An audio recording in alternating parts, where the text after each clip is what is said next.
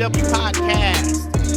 If we can call this the kind of semi-instant reaction to AEW Double or Nothing and WWE Night of Champions.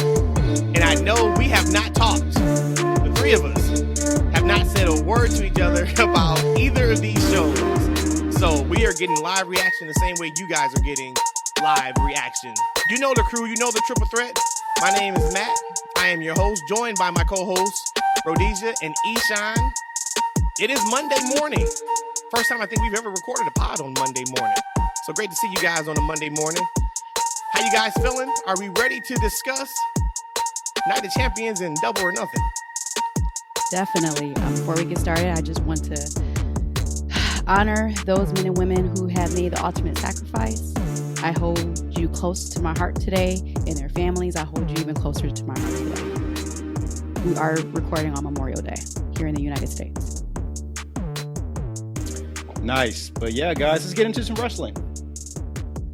Let's go ahead and start with Night of Champions. Kind of a callback to the pod we just did, episode 36, right? Or 37, excuse 37. We're on 38. Where we talked about, hey, what's more important? If Roman Reigns was defending his title, we said, hey, what's more important? What should go on last? Should Roman go on last and that title defense takes him over to 1,000 days, or should the new championship title go on last? And we talked about it. I think both of you guys said that Roman should not go on last, and it should be the new championship. If you want to make it important, put it on last. Well, WWE decided not to do that at Night of Champions. Let me just ask you, though, and of course, we'll get into each match. Seeing how the show finished, are you okay with the Bloodline story finishing the pay-per-view and AJ and Seth starting the pay-per-view? Because it's the Bloodline, they are given certain privileges. So yes, I'm okay with that. I'm happy that they did start the show because they did bring attention to it. I know a lot of people was mad because that title did not finish it, but again, it's still the Bloodline storyline. So to me, they will always kind of have that ability to, then that luxury to be able to go on last. I'm happy with it. What y'all thinking? I got to be honest with you guys. I got to keep it real. Come from the streets, the hard streets of Detroit. I don't care where they put that championship title. If they wanted to be a lame duck championship and have it in an opener, have it in an opener. It's not my title. That's right. The hard streets of Detroit. You could never be serious. Like, nobody would believe you, sir, that you are ever from any type of hard streets at all. And then you say, I'm going to be honest with you. No, that you're lying. How are you starting a special pod on a lie, man? What are we doing here? You know, I feel like I need to get my lawyer involved for this criminal activities happening. You're trying to defame me around the world. Defame. Everybody know that Easy's a thug. All right, but as I said, if WWE wants to put their world championship, they want to put their world championship in the opener, and set it back, let them do it. It was a nice card placement. It was a nice little match for the beginning. So they got what they wanted there, and then we got a hot finish at the end. So I'm fine with it. If they're fine with having a second-rate championship, I'm fine with it too. So you think because I was probably about to ask the same thing. So you think that because it started the show, it devalued the championship? I think the title's already been devalued in the eyes of the fan. I think this would have been an opportunity to put it on last and make it be the shine, make it be the number one. They didn't do that. So I think the perception that the championship had going into the pay-per-view was still there. So they got some uphill battle, to get it to where they wanted to be. I'm sure they'll get it there, but hey, it still was a good pay-per-view. I don't think that it changes anything. I don't think it devalues the belt. I don't think it makes it secondary in the fans' eyes. If you don't know the Bloodline is the most important story of all of wrestling, by this point, you're not paying attention. So the way that finish was in the main event, you can't put that anywhere else on that card but last. Nothing would have been able to top what we saw at the end of that match. So I liked it. I liked having it going first. We know, hey, if you're not first or if you're not last, you want to be first on wrestling shows. I didn't have a problem with it whatsoever because of the significant shift in the storyline that we got. Now, if there was not a significant shift, we're probably having a different conversation. If it was just a clean victory by KO and Sammy, or even just a clean victory by Roman and Solo, then it's like, all right, that was probably the wrong call, and that's pretty bad. But it wasn't. It's pretty significant, and this story is now going to take us all the way through the summer. So I'm okay with it.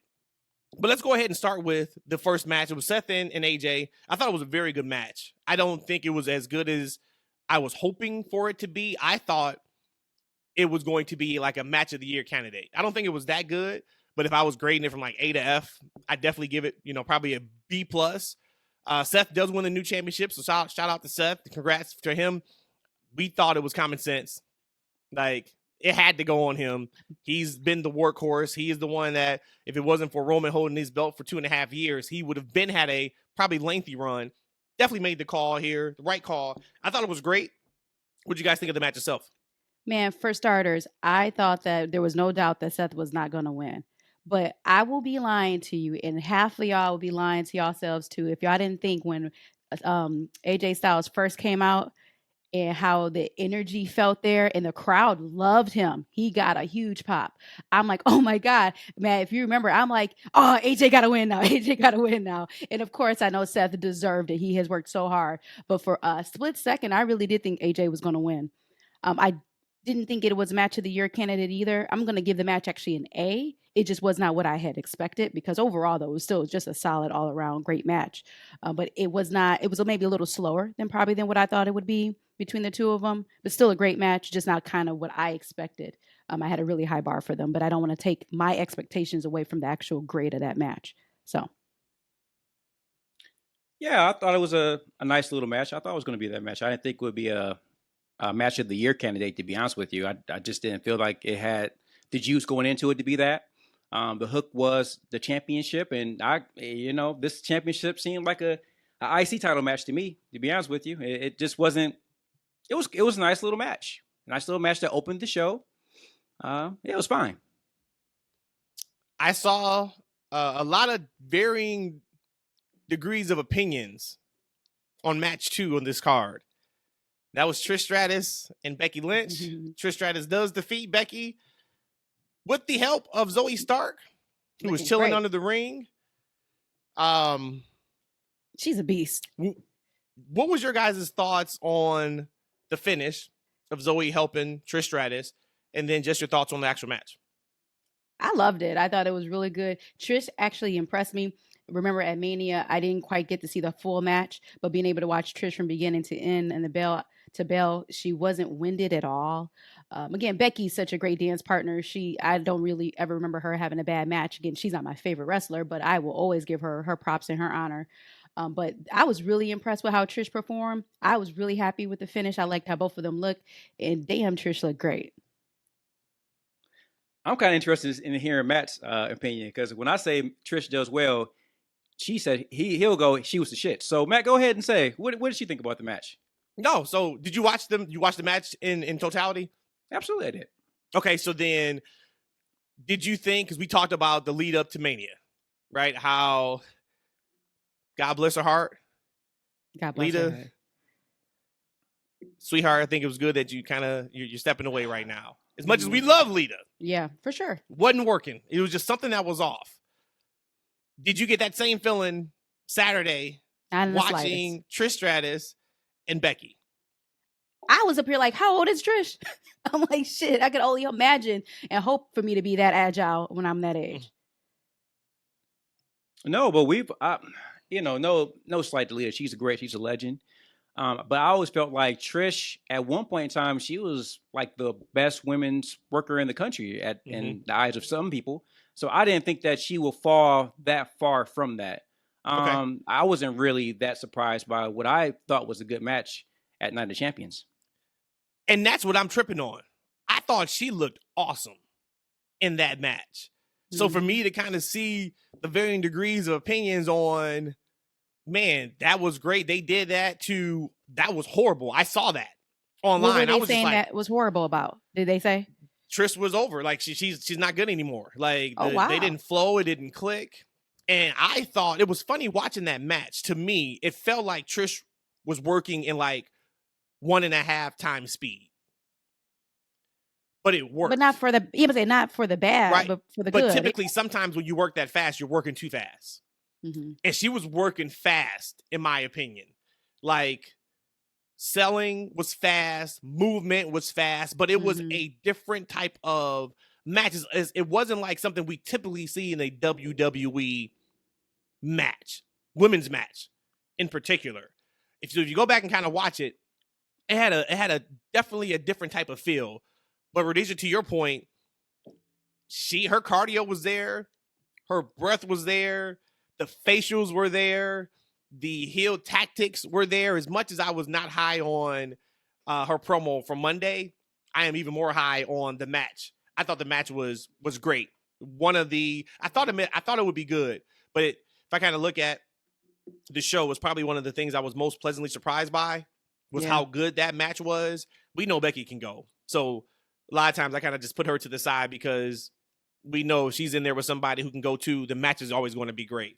But I thought they did fantastic. Very surprised by the Zoe Stark interference. I'm happy about it because they are putting her in a prime spot. Mm-hmm. They are throwing her in the deep end very, very quick. Sink or swim. And we know she's going to swim. But for her to be now in a feud with Becky Lynch and maybe be the heavy of Trish Stratus, who knows if Trish is going to be around weekly now, or maybe Trish is gone for a month and then she comes back for a SummerSlam build. But I thought it was very, very good. I definitely enjoyed it. Whew, I was scared you're going to say the opposite of that. But yeah, no. Trish, you did well, Trish. You did real good. I was proud of you at Night of Champions. You showed everybody what you're made of.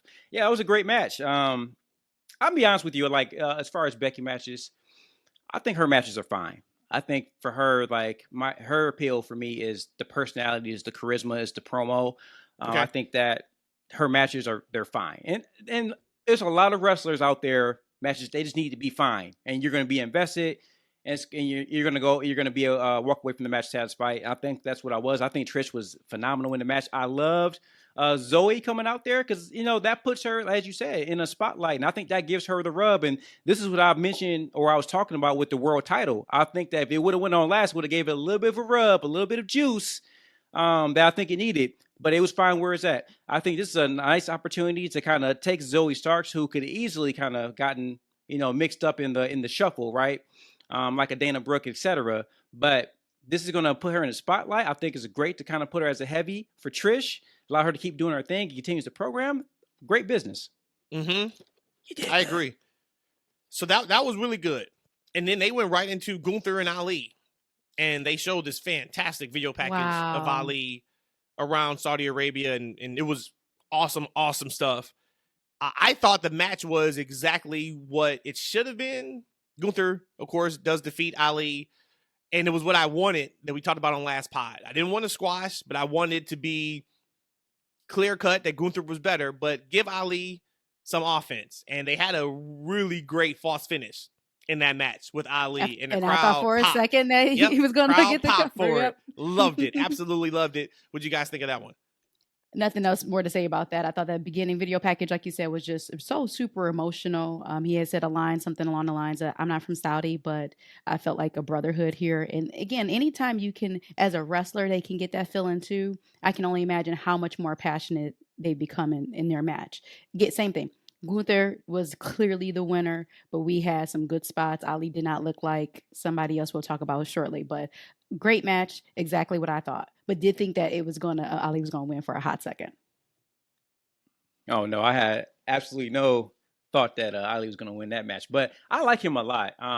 Just watched him in that match. I think he has a great look. He's he looks really, like he does. He sure does.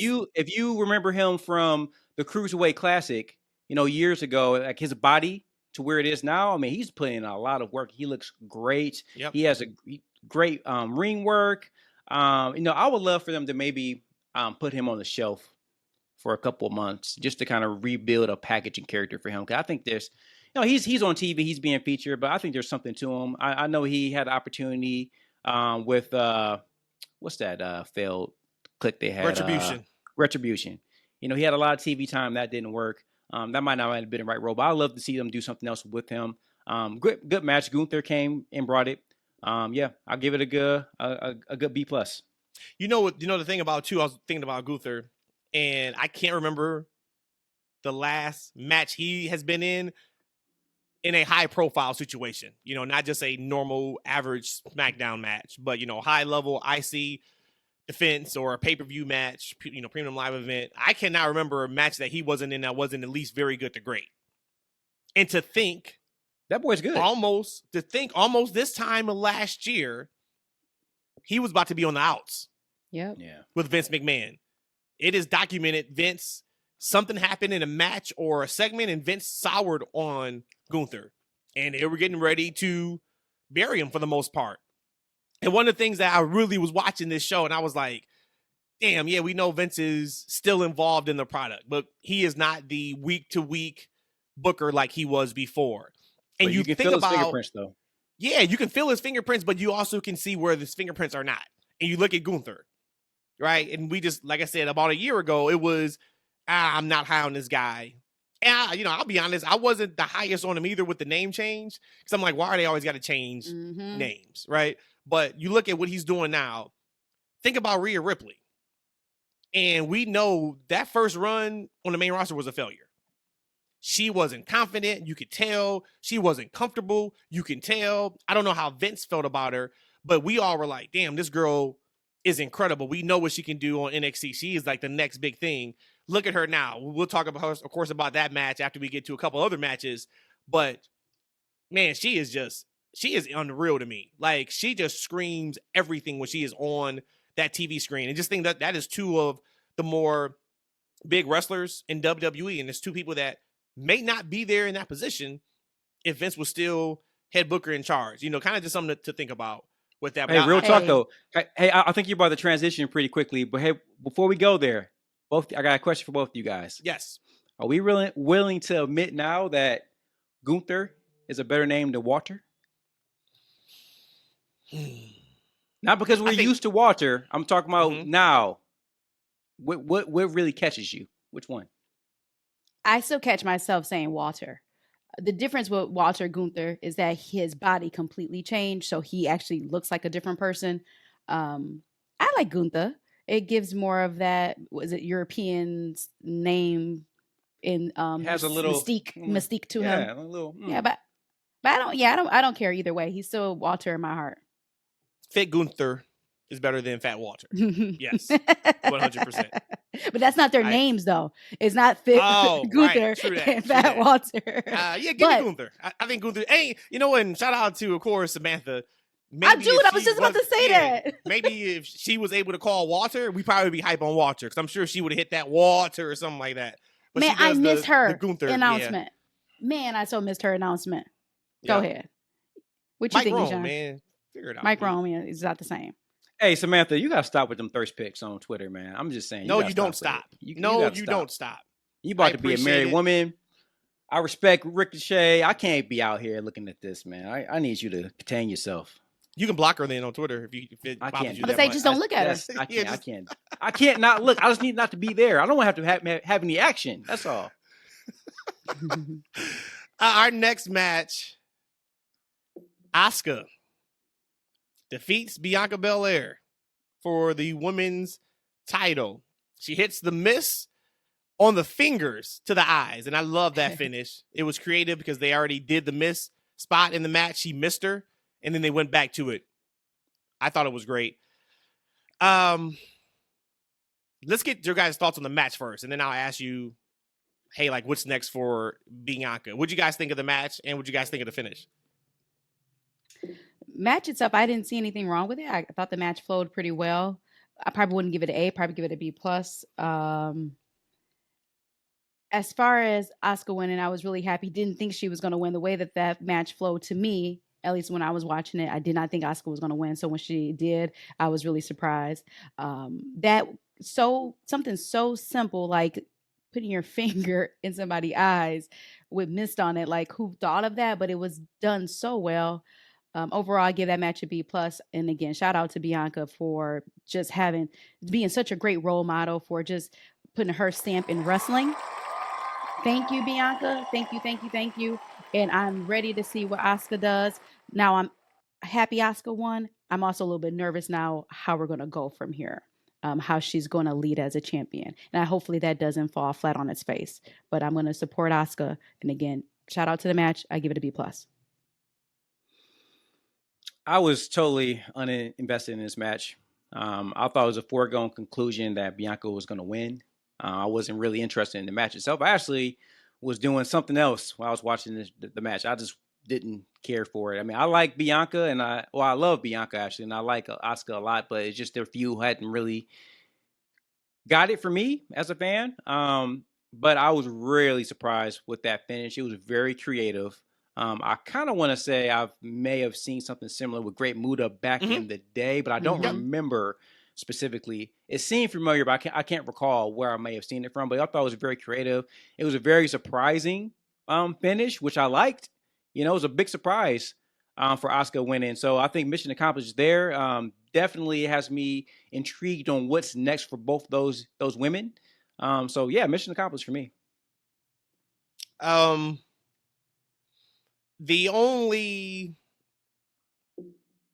let's talk about Bianca's reactions she's been getting outside the United States on these premium live events. So now it's 2 months in a row. We kind of chalked up Puerto Rico to very smart fan base. They know that EO has not been getting pushed the way we want properly, so they got behind EO. Cool, no problem. Bianca's been getting fantastic responses on, SmackDown since.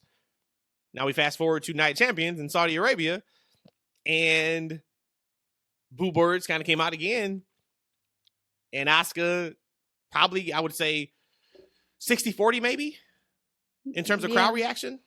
Maybe around there, maybe 50-50. But so it happened again. Why? What do you think they're seeing that we're starting to see that shift a little bit? Is it maybe just that, hey, Bianca's had a long title reign, and as fans, we want something fresh? Or do you guys think it's something more to it? I think it's the former. Yeah, for sure. I don't want to use the word stale because it's disrespectful to her and what she's done. But it is. Somebody wants something fresh. Like with Roman being champion for over 1,000 days, we have seen, though, how that has evolved into a storyline. Yeah, his character is still the same, but he has added so many different elements to it so that it can feel fresh. With Bianca, she's just the EST. And again, I'm not saying just because Lord knows I love Bianca. But people just want something different. And that's okay. Hey, right before I comment, my mom is blowing up my text. She's talking about this, her charging her car every day. She has this new, I think, Mustang rechargeable car or something like that. It's a really nice looking car. Slight flex. All right. I see you. She loves this charging the car thing. She's been texting me about it literally every day since she's had it. I don't know what she's talking about right now, but she loves the change of this charging this car. She got the installed the little station installed in the garage.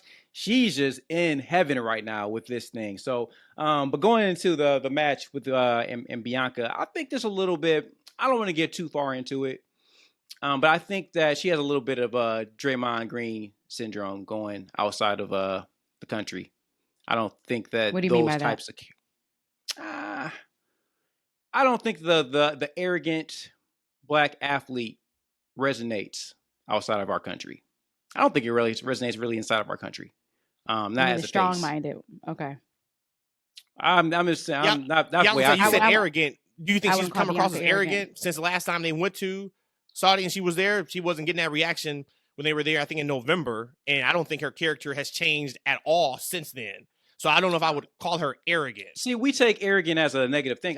Let's say confident, right? I think people like the word confident better than arrogant, right? Because there's a certain thing to but it's a little bit, right? Because when I say confident, I can be confident in myself. But when I'm consistently telling everybody I'm the best, strongest, it's like this, it kind of becomes a little bit much, right? It creeps into a different level. And I'm fine with where she's at as a character. But I think that the constant EST every single promo might be a bit much for some people. It's fine with me.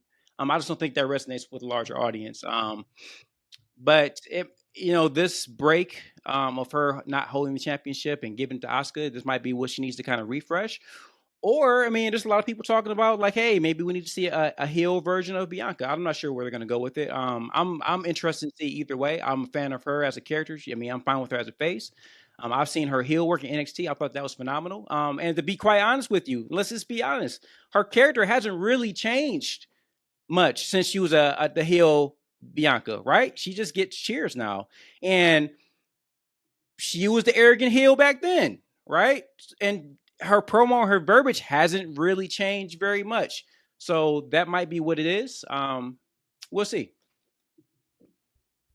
I was just looking. So she held the title for 419 days. I think Gunther's on a 353-day reign. Of course, Roman's on a 1,000-day reign. So WWE is absolutely making a conscious effort to update their history books, which I think is great. Right. Yeah. So 10 years from now, 5 years from now, we'll be talking about Bianca Belair's year-long reign, Gunther's year-plus long reign, Roman Reigns' 1,000+ day reign. So I think that's awesome that we're not always having to go back to Hogan, Pedro Morales, Bruno Sammartino, Mae Young, et cetera, et cetera. I think that the potential crowd shift is strictly to her character's been a little stagnant. That's all. Character's been a little stagnant, and we'll be honest that the feuds have not been the best. It's not her fault at all. I was pretty high on part 2 of Asuka and Bianca, since Mania to now. I thought the Mania build was horrendous. Who did she feud with before Asuka? She feuded with Alexa, right? Alexa Bliss? Yeah, that was Royal Rumble, right? Maybe. And that we knew that sucked because we're like, okay, this is just a stepping stone to get Alexa to the next Bray Wyatt segment. And that went nowhere. So I think she's had a couple of feuds that have landed dud feud pretty flat. And I think the fans are just like, all right, we're tired of this. I can't wait to see what happens next for her. Fresh start. I don't want to see her again in Asuka. I don't. But if we get that and we get a little bit of a character shift change, cool. We know it's not going right back on Bianca. That wouldn't make sense. Like, you would just keep the belt on her. But what I am excited for is, do we see some type of heel persona? Do we see, like, how does she react to losing the belt for the first time in a year? Does she still think she's the EST, even though Asuka cheated? But what does that look like? What does that sound like? That's what I'm really, really excited for. So, and I think it'll be good. Anything they've ever given her, she's done fantastic with. This won't be any different. And I'm also excited to see now, hey, where do we go with Asuka? Do we go right to Asuka and Io at SummerSlam? Oh my God. To be there live for that one. Man. Give me that. Give me all of that in my veins. Give me that the way we're supposed to see that. Give me that strong style the way I'm supposed to see it. Yeah, so we'll see. But I was happy with the finish. I was ecstatic with the finish, actually. And I thought the match was good. I thought it was a good match. Rhea then comes out and folds up Natty in 69 seconds. Dude. Which I also thought that was great, too. Yep. Mm-hmm. Some people online took that as disrespect. I didn't. We said it on here last week and a couple weeks ago. We all love Natty. We know the work that she does to get all the girls prepared and better in WWE. But we know Natty's not beating Rhea Ripley. Okay? So what's the point of doing a 7-8 minute match? We all are going to remember that match. Yes, that was a squash. 70 seconds, 69 seconds. Get in, get out. And the best part of the match was watching Dom celebrate with Rhea. And he jumps on her like a little baby, and she no-sold it. Like, she caught him. She's so strong. She caught him. Her body didn't move at all. Dom's still a grown-ass man. He's still over 200 pounds. And he jumps on her. She has it. She is just incredible. Yeah. Like I said, she screams off the TV screen every single time she's on there. Mm-hmm. So kudos to that, but not much to talk about except for just a nice little squash. Yeah, and Natalya got a lot of praise and pop when she first got in. She took a couple of selfies. Her entrance was pretty cool. So she actually took more time doing that than the actual match itself. But I was happy for her. She was able to love. Hey, real quick, we're talking about Rhea no selling Dom's catch when he jumped onto her. Rhodesia, you probably don't remember, but this is a long time ago. Maybe this is probably about 10 years ago. We're at a party with a bunch of friends, and I was much thinner back then. and you and another one of our friends told my wife that if dare Katrina to jump off a table onto my back, and you guys didn't think that I would catch her. Do you remember this? No, I don't remember that. I think you were pretty. I think you were pretty drunk. And that's the thing. She jumped off the table right onto my back, and we were drinking. I think like some jungle juice. You guys remember this? No, I don't drink jungle juice. Oh my God! I don't drink jungle juice. We were drinking it that night. We were drinking it that night. Maybe vodka, maybe some vodka, but not. You was acting like it. You were acting like it. So mind you, this is my first time drinking this stuff at the time, and so I had no idea what was going on. This woman jumps off this table right onto my back, and at this point in time, I'm probably about a good 150 pounds or something like that. And I no-sold it, jungle juice and all. So I don't remember this. Me and Rhea, we real strong. Let's go. Wow.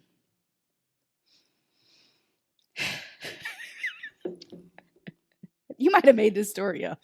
He absolutely did. No, the funny thing is, Katrina and I were talking about it the other day because she wanted to do it again. I'm said, babe, you did it before. And I'm like, hey, babe, a lot of things have changed in about 10 years. What kind of role playing? Hey, side note, what kind of role playing y'all doing over there? Y'all talking about jumping through tables? Like, give us a little bit more information. Like, what was happening here for that to come up and for her to want you to do it again? See, I prefer to keep these shows, in PG-13. So we're not going to take it to the next level. We're going to keep going. Anyway, anywho, Brock Lesnar defeated Cody. Thoughts?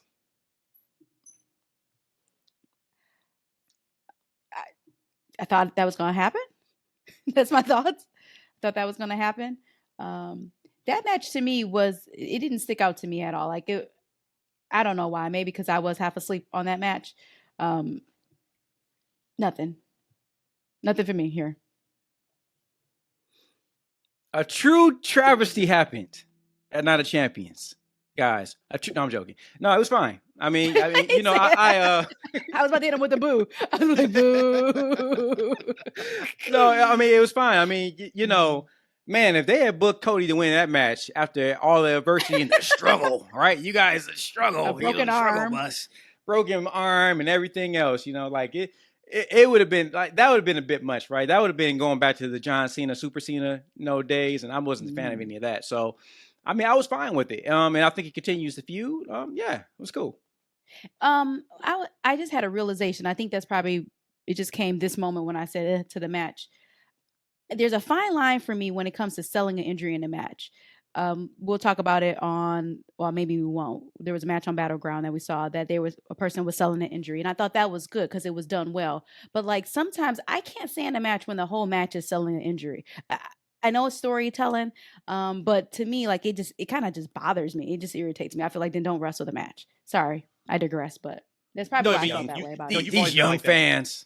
No, she's always been like that. She doesn't like matches where they work a body part. I'm like, man, you would have hated Flair then. Like, that was all Flair did in an entire match. 60 minutes, worked her leg. So when I put the figure 4 on you, it's over. That was a Flair match. Wow. Yeah, 30 minutes of heat on the leg. I capital L, capital O, capital V, capital E, capital D. This match. Absolutely loved this match.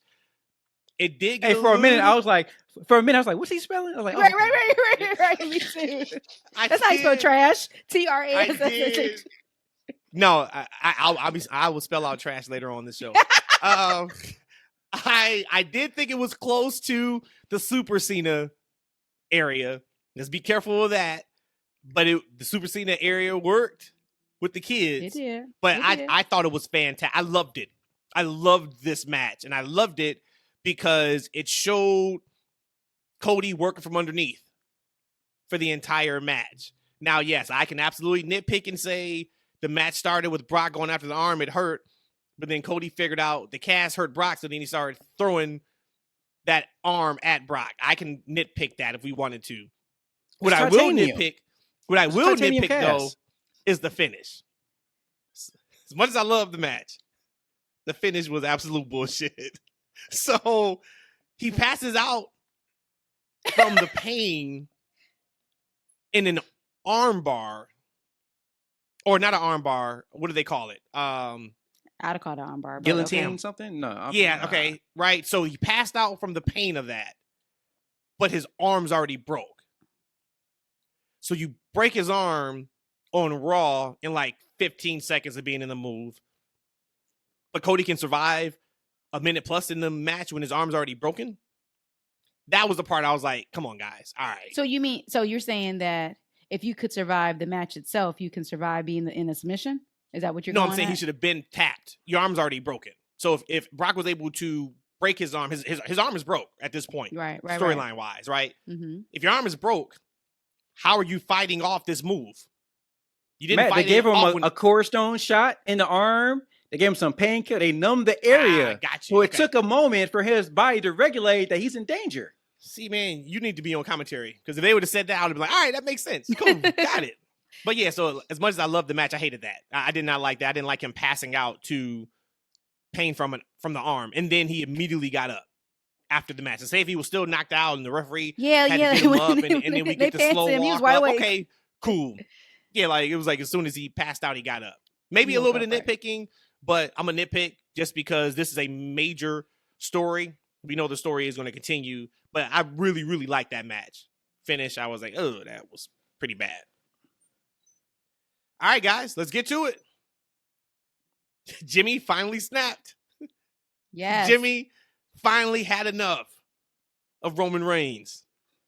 Jimmy said, I told y'all 2+ years ago, I ain't nobody's bitch, and I'm bringing that back. Wow. I don't know what I expected to happen at the finish. I thought maybe it would have just been a situation where Usos try to help, it backfires, we get something on Friday. No, they gave us what we wanted to see at the end of Night of Champions. KO and Sami Zayn defeat Roman and Solo due to the Usos coming in trying to help. That backfires. Jimmy losing his ever-loving mind on Roman Reigns, knocking him out. Jay sitting there, stressed out as always. We go through that whole situation. KO and Sami wins. I love that Sami was able to go out there. That was another big, awesome moment for him to be in that country for the first time, be able to wrestle in that country, be able to have the outfit on to the ring. Such a super cool moment for him. Super cool moment for another main event tag team match. We had at Mania. We get it again on this Premium Live event. You guys, we can talk about the match. I thought the match was good. I thought it was cool. I don't like if you just take from bell to bell, if you take out the shenanigans, I thought it was a really solid to good match. Roman, of course, does his thing. We're going to miss Roman when he's completely gone. Like he has it. He absolutely has it. Solo is a main event player already. You can tell that he's still learning, but he's a Samoan, so we know that they can all work and they pick things up super quick. But for him to be in the spot that he's in already, and his main roster debut was September of last year, that just speaks to also the talent that's been put around him. We know you can't wrestle on your own, right? If you're in a tag team, your tag team partner means something, your opponents mean something, and they have made sure that they have cultivated his environment to where that he is always in a position to learn, succeed, look good, et cetera, et cetera, et cetera. But we are here now, guys. You can take it away, talk about what you want to talk about. Sami said it on Friday to Roman. You know it's over, right? It's cracking, it's crumbling. This is done. And I'll be damned if we got a big piece to the puzzle at the end of that match on Saturday. What you guys got about it? I just love Jimmy telling Jay, I'm your brother. I would never do this to you. I'm your brother. Like, and just that passion in there. Like, I could just only imagine. I know their story when they were younger, but just I can only imagine what would have been their story when they were younger, and the bickering between the two brothers, Solo, and Solo was much younger, but the two brothers and Roman being part of their clique. I can already just see how they could have possibly lived their life back then when they were younger, and just for that passion in Jimmy's voice, like, no, dog, no, I'm your brother. Stop. F him for the most part. I'm your brother. That just that was amazing to me. When he super kicked him out the ring, I was just like, I have never seen Roman, this beat up in years. Roman did a rock sell. We flew out the ring after the super kick. So I'm just so happy. I was cheesing ear to ear on that. Yeah, it was a good match leading up into that. As Matt and I predicted. Matt said it first. I predicted the Usos are gonna come out and cost them the championship. We predicted that Solo's gonna take the pin. Mm-hmm. But I didn't expect almost a breakup of the bloodline at Night of Champions. I didn't predict that at all. So that was another surprise for this show, and it was a treat, right? It's for if you've been following the bloodline, just from day one, just the overall story. As Rhodesia said, it was just the going back and forth with Jimmy to Jay, the look on Jay's face as it's happening. And the thing is the nice thing about a story like this is that you can kind of, like Rhodesia was saying, you can kind of imagine what the story was like when they were kids. You can kind of put pieces together in your head. And that's what kind of, for me, creatively, is what I love, is where you can kind of envision things happening and to kind of add backstory that may or may not have been there. Right. But you think about Jay in the position that he's in, like he's done a lot of sacrificing personally to make this thing work, right? From the very beginning when it just was Roman and Jay and the struggle that he had and, like the L's that he had to swallow to get to this point, and I would love to see why he's taking so much abuse from Roman. Why do you think it was necessary? Was it a family thing? Was it a try? I'm just very interested to hear his side of the story to why he's let this go on long as it's going on. But yeah, total surprise for me. I love, I love me a mean super kick. I got on my shirt, super kick party. I love me a mean super kick. And Jimmy got Roman's ass, and then, then he was on his knees. He got that ass again. I loved it. It was a great moment. A great pop for me because I was getting tired. I was really struggling to stay awake at this moment. But man, I was up for all this. I was up and I was excited, so it was good. Did you think for a half a second that Jay was gonna, after the first super kick when Roman was, vulnerable? Did you think that both of them was gonna super kick him? Yep. For a second, I did too. Yeah, but that's giving away too much too soon. Yeah. Right. Yeah, so for a quick second, I was like, and then I was like, no, not yet.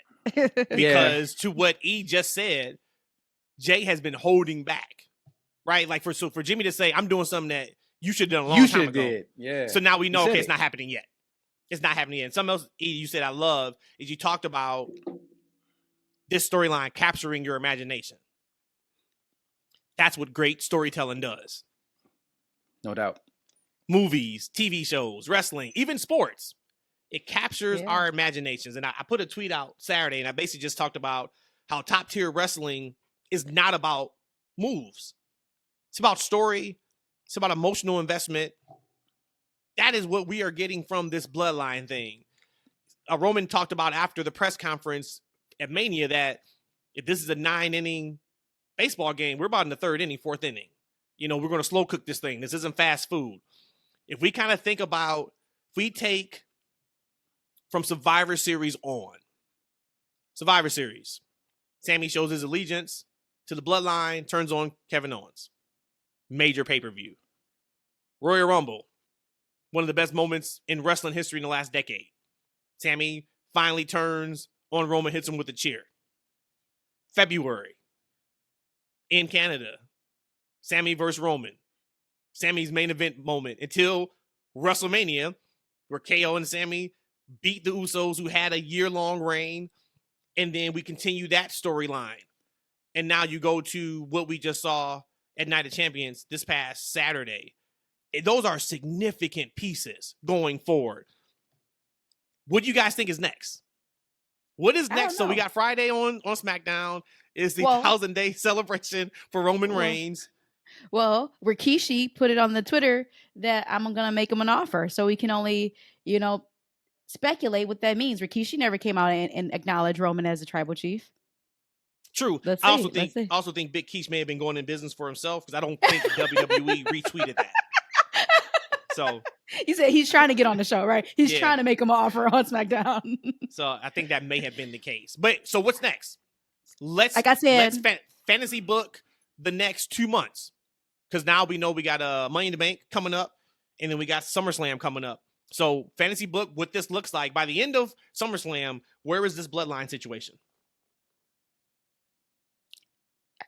Are we painting the picture of Jimmy, Jay, or Solo being the new tribal chief, or is that Give for me to me book? what is next for the bloodline?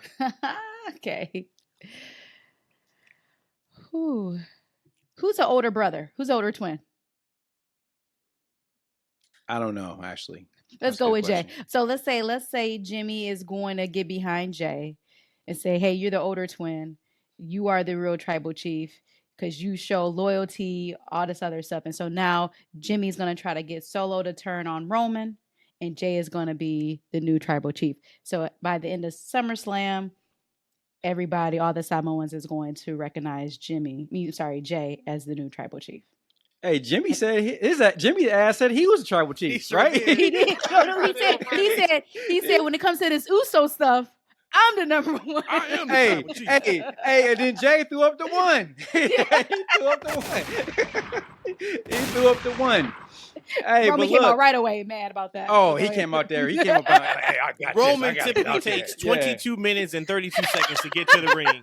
Roman got to that ring like he was Ultimate Warrior that day. Quick. He ran quick to the ring.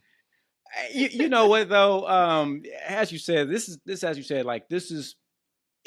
allows your mind to imagine like so many things, and then like I find myself kind of playing back certain elements and things that I've saw, like. Paul Heyman hasn't said anything while this stuff's going on, right? But just look at his face when he's watching everybody. Like, right, his mouth is dropped, that chin is low, it's down to his damn near titty. Oops, sorry about that. He's watching Solo reaction, he's watching Jay's reaction, he's watching everything. And he knows that stuff is hitting the fan right now. Right, he knows stuff is hitting the fan, and then you watch Solo, right? You zoom in and you see what Solo's thinking about what's going on, things, right? Because he seems like he got beef with everybody. It seems like Solo don't like nobody, and he just there because somebody told him to be there. He had a problem with Jimmy a couple weeks ago. He got a problem with Roman bumping into him. He seemed like he just a loose cannon. Like he about to super kick everybody out of that ring. He got double super kicked over it. Oh man, it's about to be on, right? Because he ain't like people touching him, right? So he done got a foot in his face on each side, right? There's a footprint on the left and a footprint on the right, So it's interesting where he goes from this, and I have to think that this is going to lead up to a Roman and Solo versus Usos match. I don't think we're going to get it at the next pay-per-view. Maybe we will. I think it's going to be a slow burn to those four colliding, right? And in some point in this, in that match, I think you're going to see somebody switch allegiance, right? And maybe it might be Jay back to Roman or Solo back to with his brothers. But it's an interesting story because, like I said, Solo is kind of like the not the loose cannon is the word I'm looking for, but he's the variable because he doesn't seem like he has a allegiance to either one of them. It's a story about his relationship with his brothers, right? Because they're brothers, they grew up in the same household, but there's such an age difference. And I understand from a sibling having a huge age difference. My brother and I have like a 7-year gap, and in a lot of ways we grew up together, but in a lot of ways we didn't, right? And so I understand why you like a younger brother might feel that, hey, I don't really know these guys, right? And he can tell the story. Maybe Roman has been the brother to him that his older brothers never were. It's just you can go a lot of different ways with this, and it's very interesting to see. So let's not slow burn it, because I don't know how you do after what we saw on Saturday. We know Roman has been the master manipulator to the bloodline. He can and should probably tell Solo, your brothers kicked you. Your brothers cost us the tag team titles. That's how we get to Roman and Solo versus the Usos. Let's do that at Money in the Bank. Because this feels like, they were talking about the Codyverse and AEW. This feels like the Romanverse. Like, I don't know how any outside competitor can infiltrate this storyline right now. Like, how can Roman now just go on and fight somebody else for the title? Like, this thing is taking on the life that it needs to. Let's do that at Money in the Bank.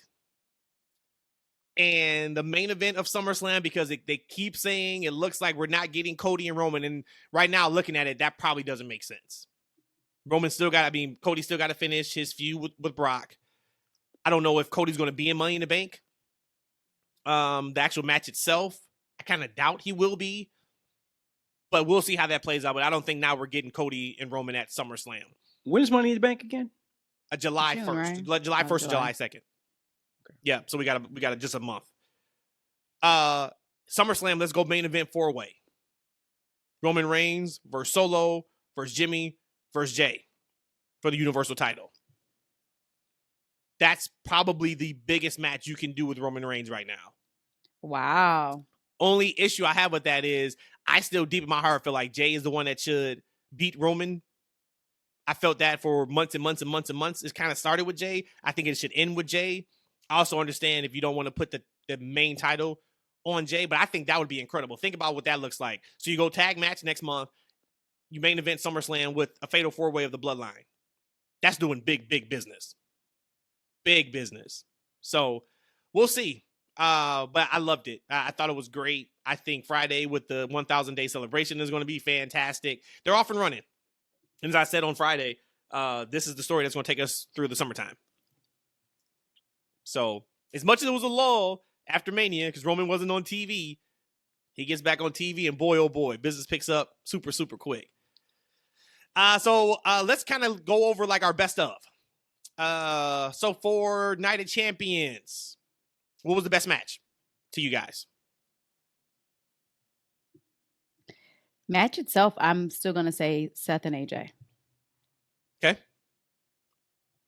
For me, it was the main event. That's what had my attention. That's what I was most interested in. That was it for me. For match, I am going Cody versus Brock for best match on the card for me. Best entrance, what you guys got? I had Seth. I was like, he went straight into Becky Lynch's wardrobe and put on her outfit. I love his entrance. I love what he had on. I'm giving it to Seth. Okay. I'm going Cody. Oh, wow. All right. I kind of cheated a little bit. I went Sammy and Ali for them both being able to have their garbs and outfits on. I thought that was just a fantastic touch for them. Who had the best look of the show? I'm giving it to Miss Trish Stratus. Stratusfaction. She looked fantastic.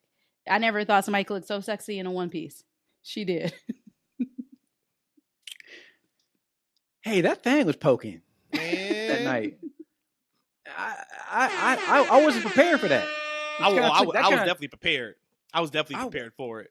Oh and my God, that snuck up on me. I wasn't ready for that one. But yeah, Trish, I love the throw. I'm gonna go both those ladies. I love the throwback. As soon as I saw it, I remember that attire from back in the day. I'm not sure what match, but I remember her wearing that.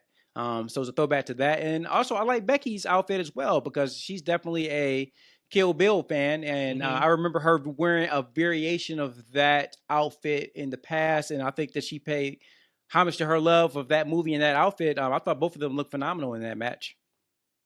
It's so funny because we know that the women have to be fully clothed. They have to cover their bodies when they wrestle in Saudi Arabia.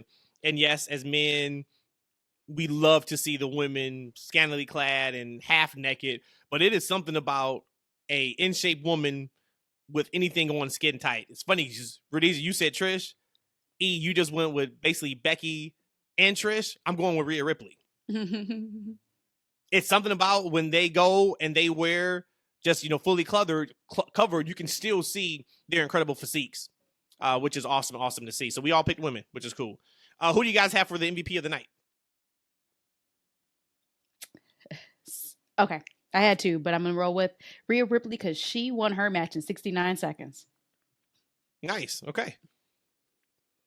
Jimmy Uso with doing a super kick right at the right time. Give him a great moment. I'll just that was my other encapsulate that and just say Bloodline. Because, yes, all that. Everything you just said, for sure. What was your oh my God moment of the night? So I'm going to cheat here because I know the next two questions you're asking. My oh my God moment of the night is the first super kick to Roman. Got it. I got to go back to the super kick to Roman. I mean, I got to be honest with you. Like that for me was it for the night. Like, I didn't expect it. And when he turned around and that kick landed, I was like, oh my God. Literally, I said, oh my God. And then I kind of got out of my seat a little bit. And you guys know me, like, I don't really pop. I don't have an emotional aptitude for it for some reason. I don't know what it is. But in that time, hey, it got me. Got me for sure. I knew you two were going with that one because that was. So I went Asuka beating Bianca. That was an oh my God moment in the way they did it. That would have been for me. It had that not happened. Because that was a great moment too. Yeah. Yep. No doubt. For sure. All right, then last one, top reaction from you. What was your top reaction? In Rhodesia, it sounds like you and I probably have the best one, the way you said what your oh my God moment was. It was a second super kick to Roman. Yep. Yep. Yeah, it's bloodline. Like for me, the whole thing, like that really woke me up. That entire thing. I was up for probably another 2 hours after that. I thought I was gonna be. I planned on when that thing went off, lights out. But for me, I was up for another 2 hours. I was hyped. Yep, mine was the second Jimmy kick to Roman, and the reason why was because it was not out of emotion. It was not, oh my God, I don't know why I did it. I lost my head. No, that was, it is time. I am over it.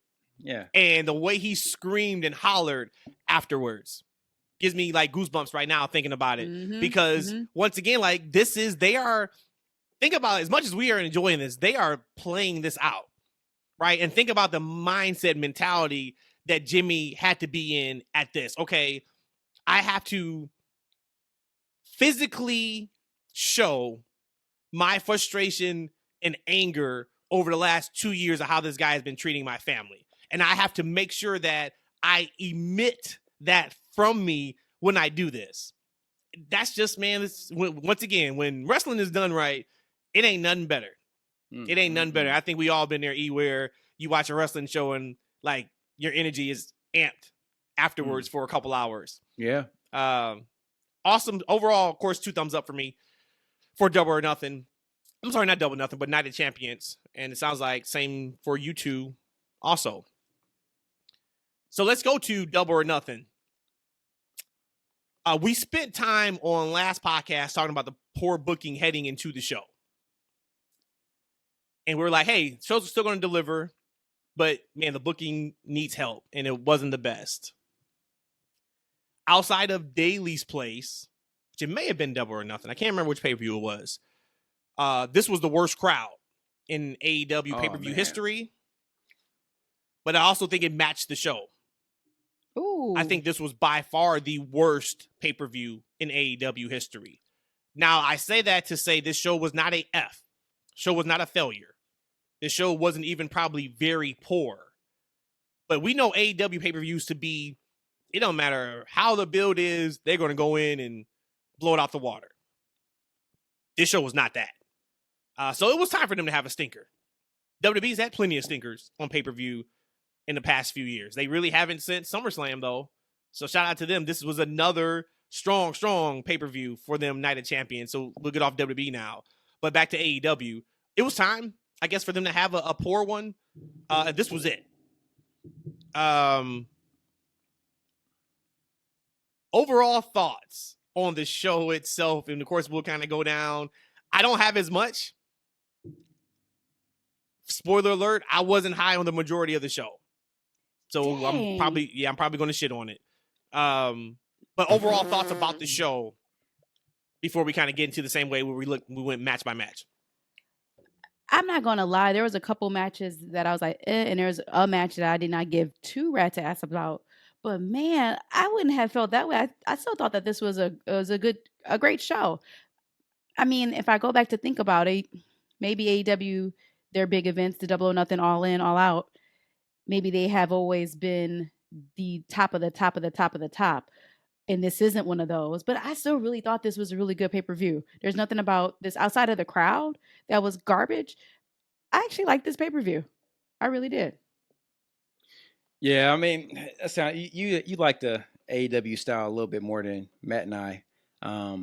I was that could be down what it is. Yeah, I was kind of down on the show going into it, and I needed the crowd to kind of get me hype into the match, and I felt like the crowd felt like I did. Like, right, and my only problem with that is like, look, if you're gonna go to a show and spend hundreds of dollars to sit there, like you gotta bring some energy, right? 'Cause, like, you chose to sit there and watch this show, right? Like, so like they were just very quiet. I kind of remember years past the crowd to be a little more lively. What you say, little Matt? a ton. That crowd was dead. It was dead. Like I was really surprised by that too. I tweeted out twice, like, "Hey, is the feed bad, or is the crowd just not hype?" I thought maybe the feed was bad during the pre-show, and then about match 2 into the actual pay-per-view, it didn't get better. And I'm like, okay, well, the feed's not bad. Picture's crystal clear. I can hear the commentators, and I was like, maybe they're micing the crowd up really poor. And then I just really started intently watching the crowd, watching it, yeah. And they were not reacting at all. They weren't reacting. They were in their own zone. They were having personal conversations. They were on their phone consistently. And these are folks that had on wrestling t-shirts. So then I'm like, there was somebody sleeping too.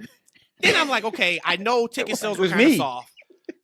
they were going into the week, I think, at 7,000 tickets sold.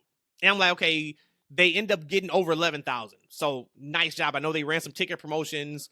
I know they ran 4 tickets for $40. That was one of them that they ran. Hey, whatever you got to do to get the building full, I'm all for. So then I was like, well, maybe these people aren't like real like wrestling fans. Maybe they're like, oh, we got this wrestling ticket thing for cheap. Let's go check it out. But then they started popping for things that should be popping for.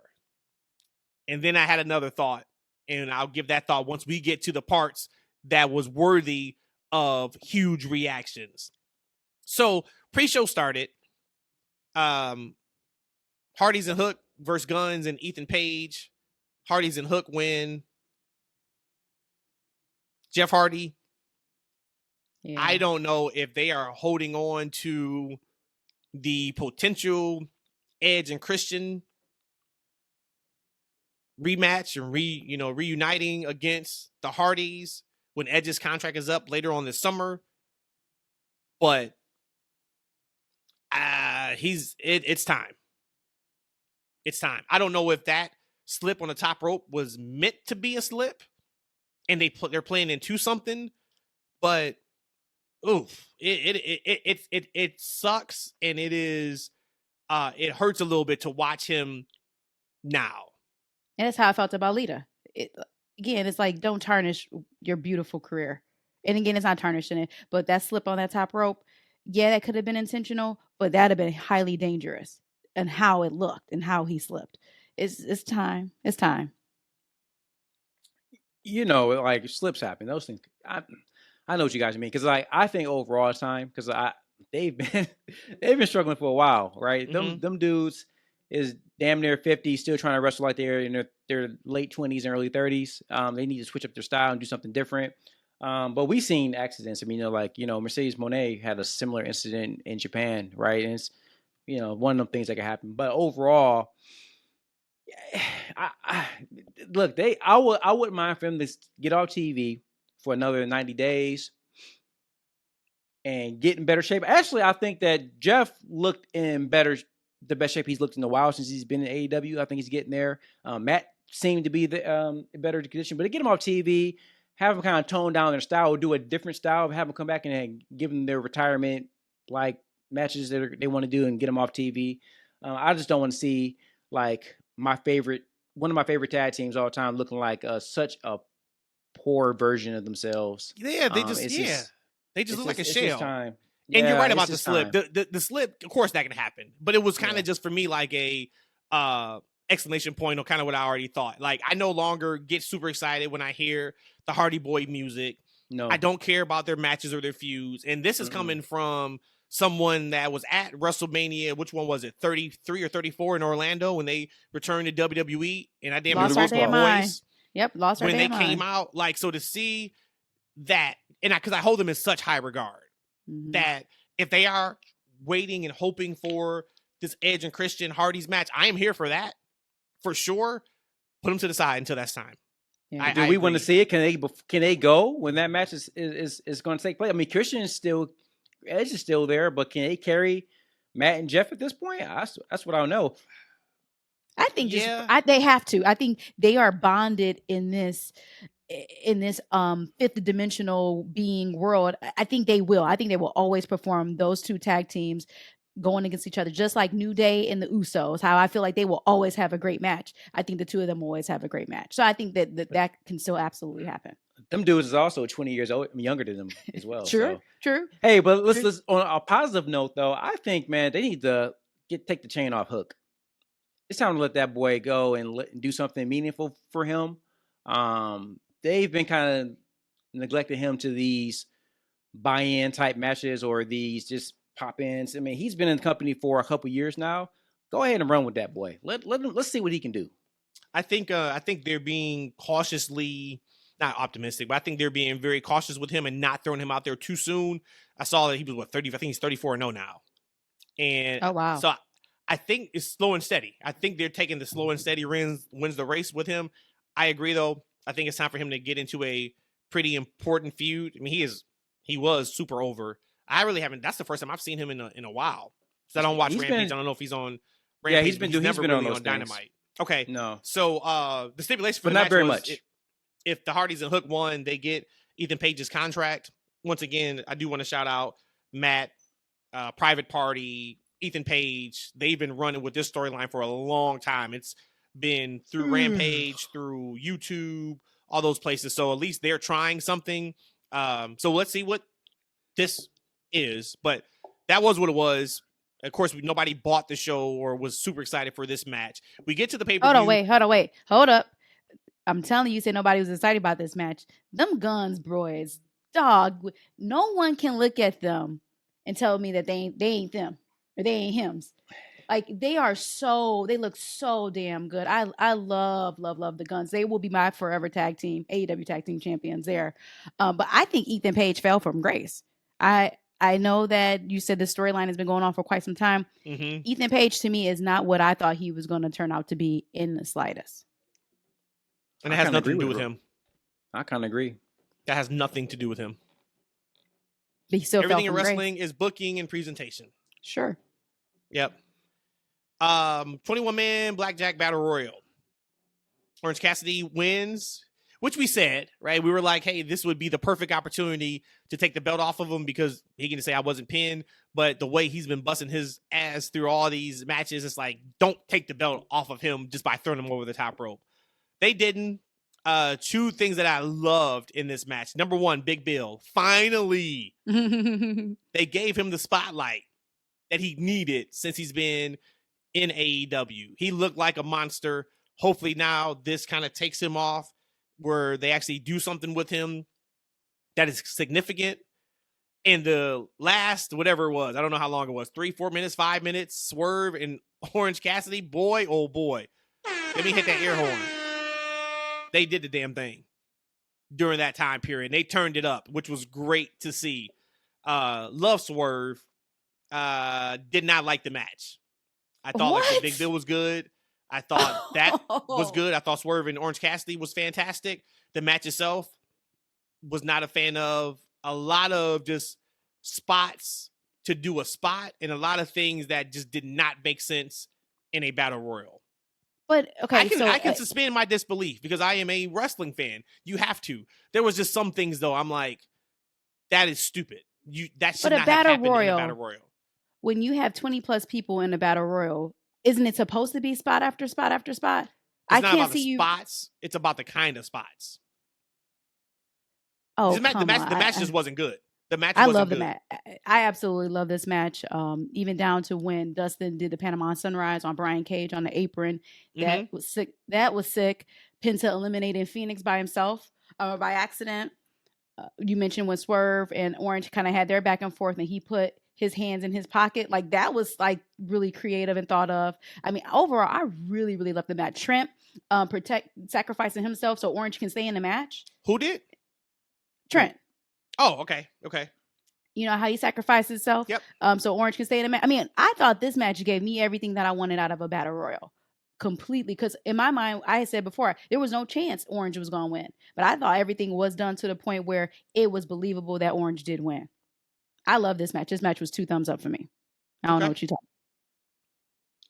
Yeah, I think that if you like those car crash type things, I mean, you probably got what you want.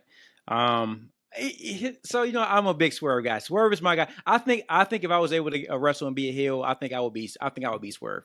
That's what I imagine. I love him, but that mask he wears, that ain't it, bro. You gotta take that off, man. Like, I don't know what he's doing with the fuzzy type thing. It doesn't look menacing or nothing. I just wish he'd stop wearing that. But I love the showing at the end and going back to Swerve. Back to things that doesn't make sense. Swerve had a chance to become the champion in this outlandish, outrageous match. Like, I still, for me, the match gets like -5 points just because it's a match for a championship. It's a battle royal, and all the champion has to do is, the only way he can lose is just getting thrown over. Like, that's just silly to me that you will put your champion in that position. But Swerve had opportunity to win that match. And instead, he goes through these whole shenanigans of putting his hands in his pocket. And the crowd, we talk about the crowd not being there. They came for that moment because they started chanting, "You effed up," right? Because they know, like, man, why would you, this doesn't make sense. Dump this dude. You had the opportunity to do it. You didn't do it. And he ends up losing the match, right? So I guess his arrogance, right? I guess this word fits for him. His arrogance in the moment caused his downfall because he ends up losing the match and not being champion. So I did also find it interesting. I guess this was, you talk about the storyline pieces. I think there was a little sprinkle storyline in this with Ricky Starks eliminating Jay White. I did not see that coming at all. And that was good too. That was really good. That was really good.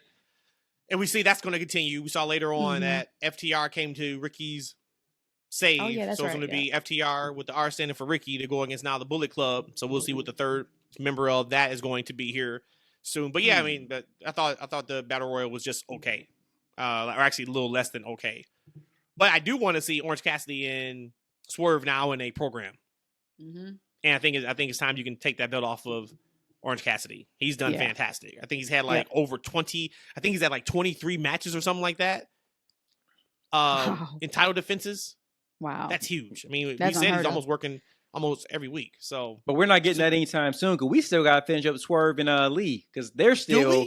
I mean, this is a slow burn. Hey, we want a slow burn storyline, and we've been getting it, right? Like, they've been slow burning this thing. Slow burn. Very slow. Adam Cole versus Chris Jericho. The match itself just started with a lot of chaos. Just a lot. I don't even know how many minutes I would say on there, but I just remember having that feeling like this is like really chaotic. And then finally it got to just the two of them. I thought there was some really good spots there. I know it took Adam Cole, I think, 3 times to finally hit Jericho with the Panama Sunrise, which was cool. Britt come running out, attacking, beating. You saw those welts that was on Jericho's back from her hits. I thought that was really cool. Overall, that match I didn't think was that bad. And again, maybe because I said I had some emotional investment into Adam Cole going into this match, I didn't think it was too bad. In the beginning, it was just too much going on, and I did not like that. But when it came down to just Jericho and Adam Cole, I actually liked the match.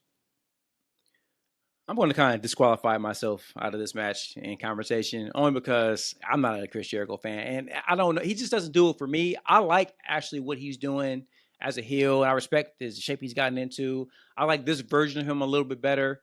Maybe not as much as when he the start of the Inner Circle when the AEW first launched. I thought he was a very strong character back then, but I like this version of him.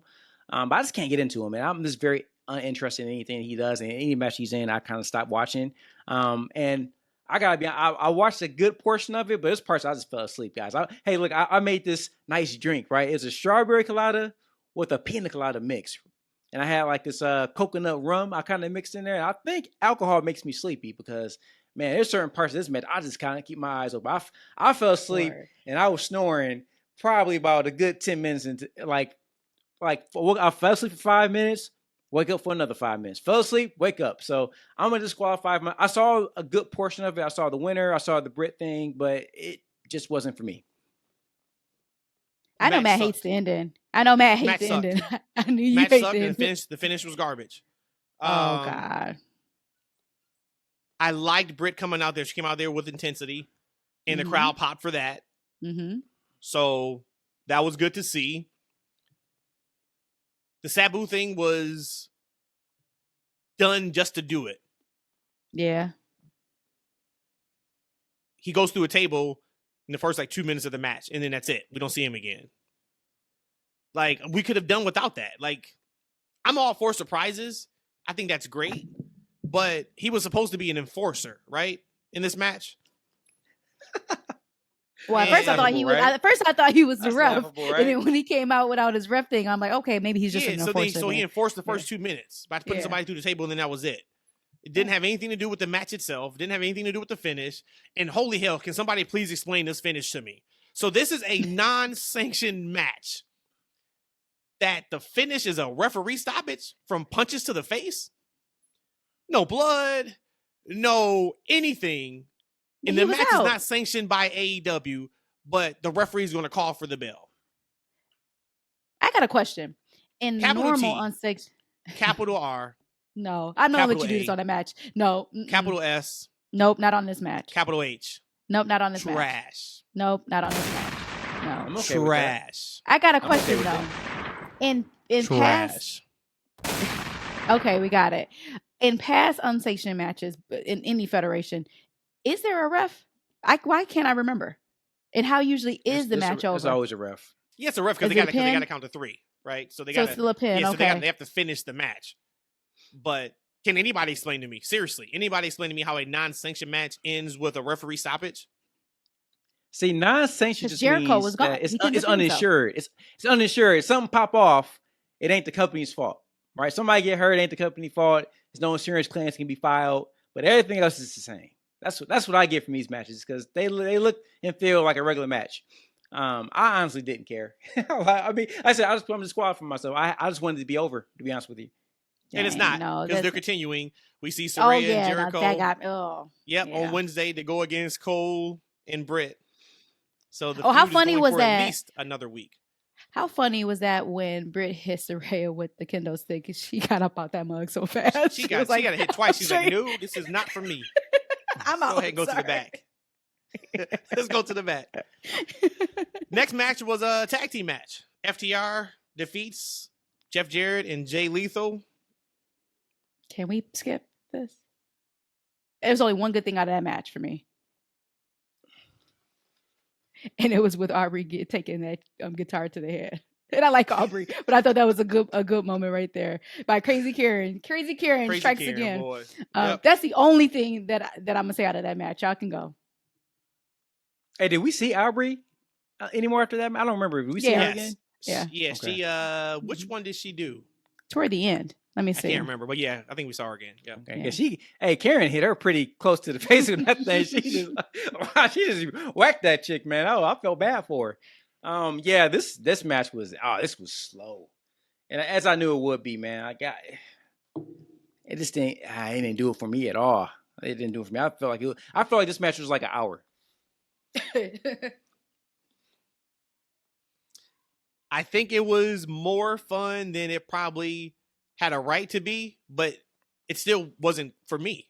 But I knew that going into it, right? I'm like, great for Jarrett, but anything that has Jarrett involved in 2023, I'm kind of already over it. This is another one. I'm just kind of like, it was just too much. Briscoe being the special guest referee, I get the story, but okay, Karen coming, it was too much. I don't care. Match was whatever. I don't care though. And the crowd didn't care either because it wasn't much from the crowd in this match. So now we get to match 4, right? I think. The ladder match. Wardlow versus Christian Cage. Wardlow defeats Christian Cage in the ladder match. Incredible spot. Hopefully his tailbone's okay. Boy, that's a big man coming off that huge ladder on a swanton and landed completely on his butt. So he hit his mark in regards to not killing Luchasaurus on that table, but boy, did a lot of that body weight hit the floor. So hopefully he's feeling pretty good today. But he wins the match. I didn't enjoy this either. I thought this was a ladder match for the sake of being a ladder match. But isn't all ladder matches for the sake of a ladder match? Anytime you bring a gimmick into not really. Oh, typically, like, it's a part of a feud where it gets to where you need a stipulation match. Or, hey, I'm going to beat you at your own game, and this is what we're going to do. But that's what he did. Christian is known for TLC matches. So Wardlow is, going to beat him at this. I think you being tough on this match. I really like this. And then the assist with Glock Anderson coming out. I thought this was actually really, really good. You called him. What'd you call him? I got this from Matt, Glock Anderson. I can't Glock take credit Anderson for coming that. out there yesterday, biting fingers. Like, can somebody explain to me why? No, that was bad. That was bad. Why is he a cannibal all of a sudden? Why? Can somebody explain to me why he is biting fingers? He couldn't shoot Luchasaurus. He couldn't shoot him. That's insensitive. So that's why he bite his fingers. He bit his whole finger off. Glock Anderson. Hey, that's those old school wrestlers, man. Look, they get you any way they can. We got stories of Haku, plucking the eyeballs out. So I mean, it kind of falls in line with that. But yeah, the match. I mean, it wasn't hitting for me either. Hey, God. Yeah, it wasn't hitting for me. There's a lot of.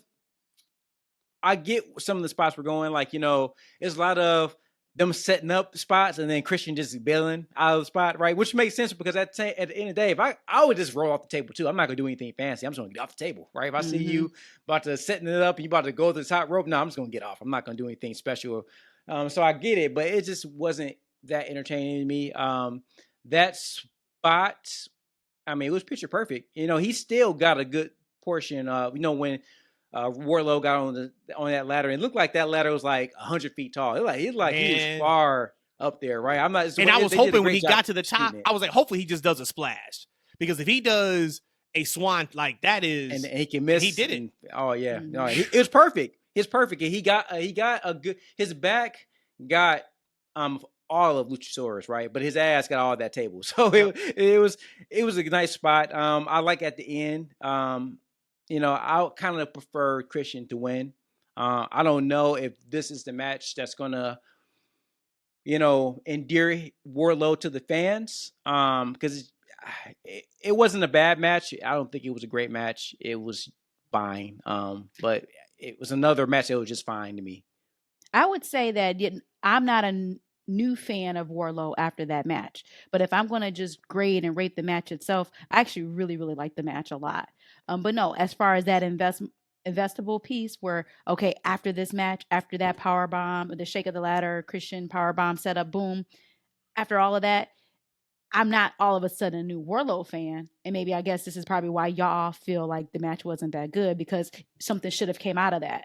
But I thought the match was good, but I can see why somebody say, okay, Wardlow was just there. Because I remember there was parts of the match. One, when he did that, like the press drop on Christian onto the ladder. Mm-hmm. That was sick. And again, but I'm like, man, it felt like he was going through the motions in that point. And I'm like, I don't see how I can get behind Wardlow again like I did before. But again, I think as a match, you take all those emotions out. The match itself, I thought was really good. You got to add those emotions. You can't take them out. That's all part of it. Right. I want to say, for me, I think that ladder match, out of all the ladder matches I saw in a pay-per-view or a PLE, I think that has to be ranked towards the bottom of my list. You said all the ladder matches? All the ladder matches I saw on a pay-per-view or in PLE. I think it has to be one of, I don't say it's the worst one. I'm sure there's been worse. I didn't think the match was horrible, but it just wasn't there for me. Wow. Yeah, I mean, it was just there, right? Like, that match was just there. Like, I really didn't like Jericho and Cole. I thought that match was not good. Thought the tag match was just there. I thought the Battle Royal before the finish was just there outside of Big Bill. Wow. And I think this match was just there. So it's not like, I'm not saying like these matches are poor and they're failures. It was just there. Like, it was like, okay, it's all right. Fine. It's a ladder match for the sake of having a ladder match. Okay. And okay, like that's what it was for me. Then we get to Toni Storm defeating a legit injured Jamie Hayter. So I will give it up for Toni for having a second reign now as AEW Women's Champion. Yep. We all know, we talked about it, Jamie Hayter is legit injured and she's pretty banged up. So I think we're going to probably hear about her having surgery here very, very soon. I was kind of going back and forth because we know that the match was going to be super quick. It actually was a little bit longer than I thought it was going to be. I did, and I was like, man, I was like, would I rather had Jamie forfeited the belt before or like lost it, somehow, some way on a fluke Dynamite so we could have got a real match? No, I think this was what it was. There was a lot of people though that didn't know she was legit injured. So there was a lot of people who were just upset, like, what the hell was that match? Like, what was that? And then you could just tell they didn't know that she was legit hurt. But we knew about it. So congrats to Tony. Sucks for Jamie. Was what it was just because they couldn't work a real match. But shout out to Jamie, too, for taking so much. Like, when she first came out, or when she didn't come out when her music first played, the second go around, and you saw that she was getting jumped, I just knew at that point that they were going to call it then. But like you said, she went on a lot longer than what I actually thought she would. And she got her ass whooped, So, yep. She's a tough chick. So shout out to Jamie. And then hopefully she can do whatever she needs to do to fully recover. Because she showed her heart last night. Man, Rhodesia bringing it. She got her ass whooped. She did. Yeah. You know what? In a lot of ways, AEW keeps a lot of these things like in the cuff, like when no one knew that she was injured. I didn't know she was injured until you told me. I kind of feel like that's a storyline thing. They could have mentioned on Double or Nothing. I mean, I'm sorry, on the build to Double or Nothing that she was injured, or maybe the Misfits had injured her prior to that. They could have built that into a story going into that match, and they didn't. So the fact that some people didn't know. Did they? They did. Yeah, but when? Because they moved so episode? fast, you didn't remember. Yeah. They mentioned it when she had to be replaced from the match, that she was injured at the hands of the Outcast. They mentioned it last week on Dynamite. That she's not 100%. Yeah, she's not 100%. Yeah, she's banged up, but she's still going to give it a go against Tony. But it was just like, it was in passing. To your point, I'm sure you're like, hey, let's cut a storyline video, seeing her getting jumped backstage or something like that. Something meaningful. Yeah. But the match itself, I mean, if she was really that injured, and this is one of the things about wrestlers, man. Like, I don't think they needed the match to go that long for it to be that, I don't want to say bad, but it wasn't that good for it to go that long. Right. They could have got her in and out of that match, and I would have felt the exact same about the match, right? And just for her safety, I'm not sure. It's kind of like when Cody, maybe it was a Cody situation when he had torn his pec. Maybe she has a pec tear. I don't know what's wrong with her. And that's what I was thinking too, because I think it's a shoulder, and I was like, okay, well, my hope is whatever they're doing in this match, it's not making. It can't get worse. It's not furthering. Yeah, it's at a point where like they're still protecting her to where like she can't hurt herself anymore. Yep. Yeah, that's because Cody wrestled a whole ass match when he was with that pec tour. Mm-hmm. And they said that for him it was just pain tolerance. Like it's torn already. It's torn completely off, so you can't damage it anymore. So maybe that's what's going on with Jamie. Maybe, but we don't know. But the match could have been shorter, and I would have been just fine. Yeah. So once again, something else that was just there, but that was not the fault of anybody. No. So we get that. Then we get to the World Trios Championship match. House of Black versus Acclaim and Daddy Ass. House of Black wins. Best thing about this match was Max Caster's rap before the match. Man. That was fantastic. Man. That was incredible. Man. Yeah. There was nothing about this match that, once again, it was just there. It was another match that was average, that had no steam behind it. And I felt like this was at the point of the night that I opened up my laptop and I turned NXT on.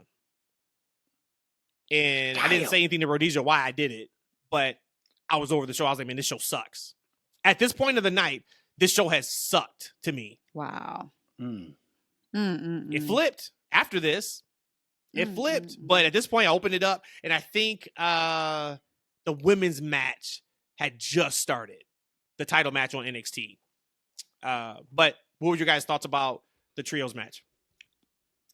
It was good to see the Claim. Max had a great rhyme there. I love to see that Billy took the pin, or he lost where Daddy Ass Claim didn't. Yeah, Daddy Ass. God, he took that spinning round kick. I don't even know the move, what it's called, but he took that kick for Malachi out. So the good part there is that Acclaim, I got a little excited when they came out. So I'm like, maybe my excitement for them is maybe possibly able to come back. And then by them not getting a pin, I was happy about that. Again, it's the visuals too. The open house matches, those are really, really cool visual things to see. So for me, I like that. Again, this is not my favorite match of House of Black at all. I remember a couple was at PLEs ago where I was like, wow, this was like my match of the night. So, but again, you're going daddy asses in a match. So not to say any shade toward him, but I can't really compare him to somebody like, the luchadors. You're doing a whole lot of caping for this show. Just say the match wasn't good. It's okay to say that something's not good. I would say this match was just there. I'm not going to say this match wasn't good. I would say this match just wasn't there. I think the FTR match was terrible. This match was just there. Hey, Matt, we need somebody on the show to kind of put the cape on for AEW, kind of soften the blow. Because we got a lot of fans that are, are diehard AEW fans. So we need somebody to kind of represent for them. But I love AEW, though. But it's okay to call something like it was funny looking at social media accounts last night, and you could tell people who are just blind faith AEW fans because they were just like, every match was fantastic. Every match was great. And I'm just like, no, that's not how. Let's be real. Like, it is okay to say rough. This was a rough one. But it wasn't a rough one. The show. But it wasn't this a show rough was not one. good. This show was not God. good. No, to this point. This show was not good. The Battle Royal was not bad. Yeah. But I am a House of Black fan. I love House of Black. I think we need more of them on the show. Yep. And I love the Acclaim too. Like these are groups that I think we need to see more of. I think they have it, but they didn't have it together. Something wasn't clicking. And it's funny to me. Like every time I hear the name Daddy Ass, I laugh. It's just such a funny name. And you guys feel so comfortable calling this old man Daddy Ass, right? That's his name. You got Daddy Ass. And I'm Big Daddy. I don't get how but you're not. You feel comfortable. You're not though, man. Calling this man Daddy. Man. You're not. Yeah, he's Daddy Ass. I think that's what they call him on commentary. The only person who calls you that is you. You can't give yourself a nickname and try to put no. Other people give you the nickname. So you take it on and you say I like that. Let me ask. This is the only person who can give themselves a nickname is Michael Jackson. This is a legit, honest question. I had a cup last week. It had Big Daddy. You think the people wouldn't make a cup for me called Big Daddy? That's what my name. Yes, it was the only cup on the shelf. They asked you, I was looking for a mug cup, and they said, what do you want? Big Daddy. And you were like, give me the cutest font you have and put the name on there, Big Daddy. No, they knew. Right? So Daddy ass, Big Daddy, right? He was the cutest font. But yeah, the match didn't click, and I didn't know why. I don't know if I remember. Was they announced this match? They announced it. I think it was on Rampage. Okay, it was. I didn't watch Rampage, but I was actually kind of excited for the match. I was like, okay, now because to your point, Matt, I wasn't feeling the show up until this point. Okay, we got the Acclaim coming out. Max cut a hell of a rap. We got one of my favorite acts, House of Black. Okay, let's go. And then the damn bell rung, and something just didn't click, and I didn't know why. It didn't help that it was a lot of leg focus on Anthony. Like it was a lot of that. It was just there. But now it's time. Okay, so the crowd popped for the rap before. Nothing really in the actual match. They kind of popped for the House of Black entrance. Nothing really during the match. Mm-mm. The crowd is now flipping for the remainder of the show. Mm-hmm. And it started with Jade and Taya Valkyrie's entrances. Yeah. They had a really good match. Really good match. You could maybe argue Jade's best match outside of that one match she had with Anna Jay on TV a while ago. We had a false finish that was super believable on Jade. That was great. Really good match. And the crowd was there. Mm-hmm. So then this is what started making me turn a little bit because I was shitting on this crowd the whole entire night. I'm like, man, they're adding to why this show is not the best. And then I really thought about it. And I think maybe what that crowd was, besides, hey, yes, they still got to get out of Vegas. No more Vegas. It's been cool great. Get out of Vegas. I don't think those fans were and are AEW loyalists, and anything you give me, I'm popping for. We see that in some markets. Vegas was not that. It's a WWE crowd. Yep. And I think it was, you're going to make me pop tonight. Because the things that should have gotten a pop, got a pop. The return of Stanlander. She looks incredible. Incredible. Big reaction. I love what she's done with her body. Everything in the Fatal 4-Way, big reaction. Everything, Anarchy in the Arena, big reaction. So then it wasn't the crowd, it was what they were seeing. So now that goes back to what we talked about around the booking of the show, the emotional investment, and the story. Maybe they kind of felt like we did. And it was, this stuff is just here. And until I get something that's worthy of me popping for, I'm going to just sit here and watch. I'm going to sit here in my hands. Because there was nothing in those last 3 matches that crowd sat on their hands for. And I was like, that should have got a bigger reaction. Not to me anyway. With that. I agree with that. Think? Yeah. I agree with that for sure. Hey, sometimes in life you get what you deserve, right? Not always, but sometimes you get what you deserved. And the booking for AEW for months has been lacking. The build for most of these matches have been lacking. And so you get a lot of matches that there's no investment in, right? Because AEW can't continue to ride the wave. Also, you got your diehard AEW fans who love the train wreck moves, right? But you can't give that to everybody because that shit gets old after a while, right? It's the old story. If you got the beautiful girl or guy, right? And at first, they have a beautiful smile, they look great, they're just super fun. But after a while, you need more than that. You need more than looks. You need more than a pretty smile. You need to have a conversation. You need to have something that you can get invested in emotionally beyond just the physical. And I think that's sometimes what AEW does. It's a lot of like, hey, look at me. We're doing these crazy things, but they're not getting an emotional connection with the audience through storylines and characters. I think they're failing in a lot of regards. We'll get to the Pillars match in a moment, which I thought was phenomenal, right? But Jay came out. I didn't expect her to come out there. She had a little dance, she was doing her things. Yep. She looked great, And as you said, I think this was her best match. I mean, I think she's had some good matches leading into this, but this was, for me, her best match. The two of those girls did a great job in that match. I gotta be honest with you guys. I'm a Statlander fan as well, but this is another one of those storylines I didn't like her. Oh. Winning let's the way get she to won. it. Let's talk about it tonight. Wow. Let's talk about it. I didn't like it. Okay. All right, we going there. I was going to talk about the match but go ahead. Nah, I didn't like it at all. Because here's the thing. I'm all for her winning. For me, they could have had this match on Dynamite, and it would have been better because Chris is coming back. She's the, welcome back hero, right? Mm-hmm. And then she kind of comes and she beats Jade after she's had a very back and forth match, right? Jade's tired. She's had a physical, enduring match, and she comes back fresh as a daisy and beats her for the championship. I felt like they would have gave, Jade another couple of days when she's fresh, and then, Chris comes back and beats her because she's underestimating her, and she doesn't have the out of, I just had a physical match. I don't think Jade needed the out. Right? I think it was time for her to kind of drop that title. I think it would have been better served for the Chris Statlander face character to win and beat a fresh Jade on a show to where she's not, already having, she already had this great back and forth match. To me, I think they did her a disservice. I didn't like it.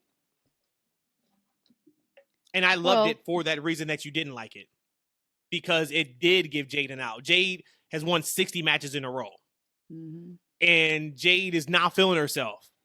Mm-hmm. Ain't nobody here that can beat me. So much so, exactly. So much so that after the match, she's still saying it's an open challenge. So, amen.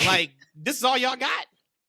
That's why I loved it, because it gave us a big pop for Stanlander's return, which at this point, this show sorely needed.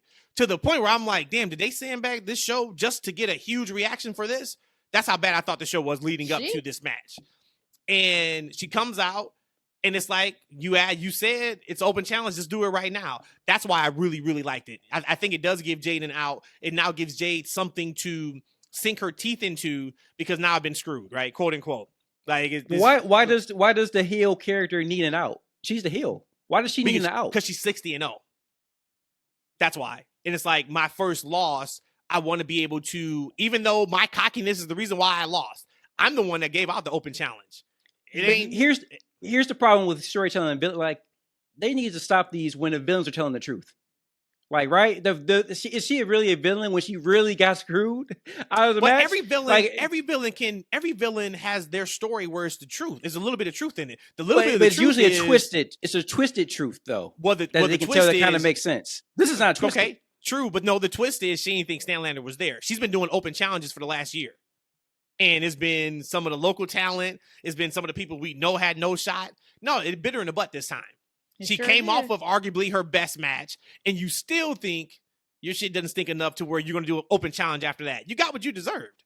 Yep. That is heel 101. Like, that's why I liked it. I think, I could have seen, Stanlander show up, and then they go, what I thought initially was when they got on the mic, I even said it out loud.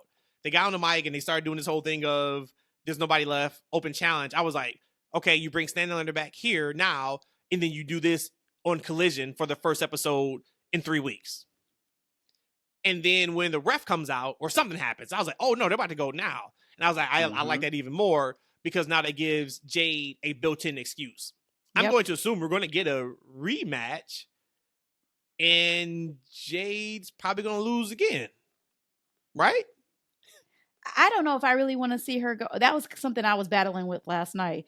Kind of like with the Bianca thing. Do you go right back after right away, go for your rematch now, or do you just kind of like reevaluate life for a second? And I think I'm probably landing where Jade maybe need to reevaluate her life for a second. But I could see both ways. Or do you immediately take her now to the top belt? Could do that too. But that'd be they could have did this on Dynamite and had the rematch on Collision and finish it up and then move Jade to something else. I thought the ending was perfect. I loved it. I want to touch on the match for just one quick second though.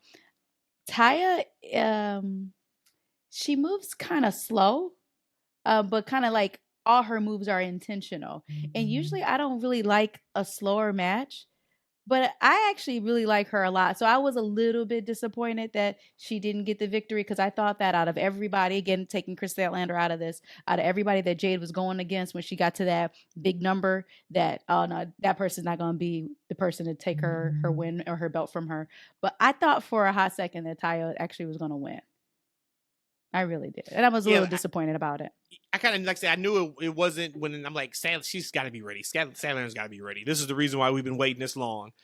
And when she came out, she looks incredible. Like, I'm just hoping she stays healthy this time, to blow out both knees, almost damn near back-to-back, it seemed like, and be gone for as long as she was. I'm really happy for her. Really happy for her. Really happy for what Jade has done. I think I forgot to hit the round of applause for Jade. Holy hell, we did it for Bianca. We got to do it for Jade. Absolutely. 60 wins in a row.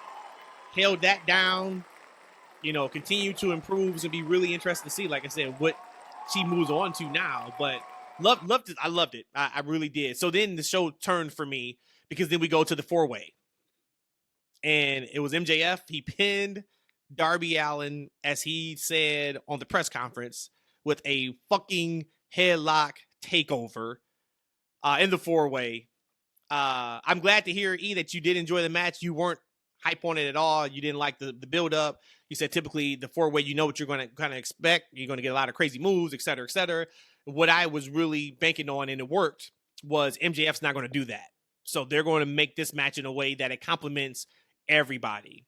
And I do think this is probably a match that everyone came out looking better than they did going in. Maybe besides MJF. MJF is just fantastic. He's incredible. But I think everybody looked good. I really did. Before we get to the match, congrats, right? Yay. To Tay Mello and Sammy for announcing Tay comes out with that fat face. So it's like, okay, she may be pregnant. They all come out there in all white. I was like, man, her face looks really big. When's the last time we've seen Tay Mello? Because she wasn't looking like that last time we saw her. But it's always surprising when these women announces that they're pregnant. I'm like, last time I saw you, you were like incredibly thin. It must have been, and it's like out of nowhere, it just pops. It had to have been a while since we saw her, but that was really, really cool. Yeah, love that they were able to announce it the way they announced it. But yeah, so what were your guys' thoughts on that and just the match in general? I was happy with kind of all their entrances. They kind of had their own little time to shine coming in. I guess maybe besides Jack Perry, but he did come out first. But the Darby video package, I wrote to myself, I think I'm supposed to like this. I just don't quite understood what I saw. Do y'all have any explanation of what that video package was supposed to be? Him getting married or crashing a wedding? No? Yeah. No, at this point, I was finishing up watching Pete and Brown Breaker. Yeah, again, the package I think we were supposed to really, really enjoy, but I didn't quite get it. And then MJF, it wasn't the best one.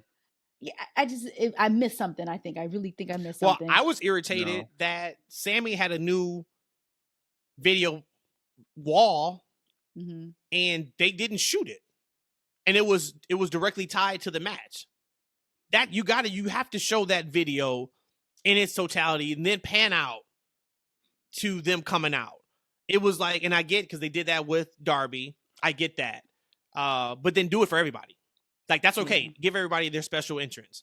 And damn, can we please shut up on commentary sometimes? MJF has this fantastic, bigger, larger than life, I'm the number one guy in the company entrance, and they're stepping on it.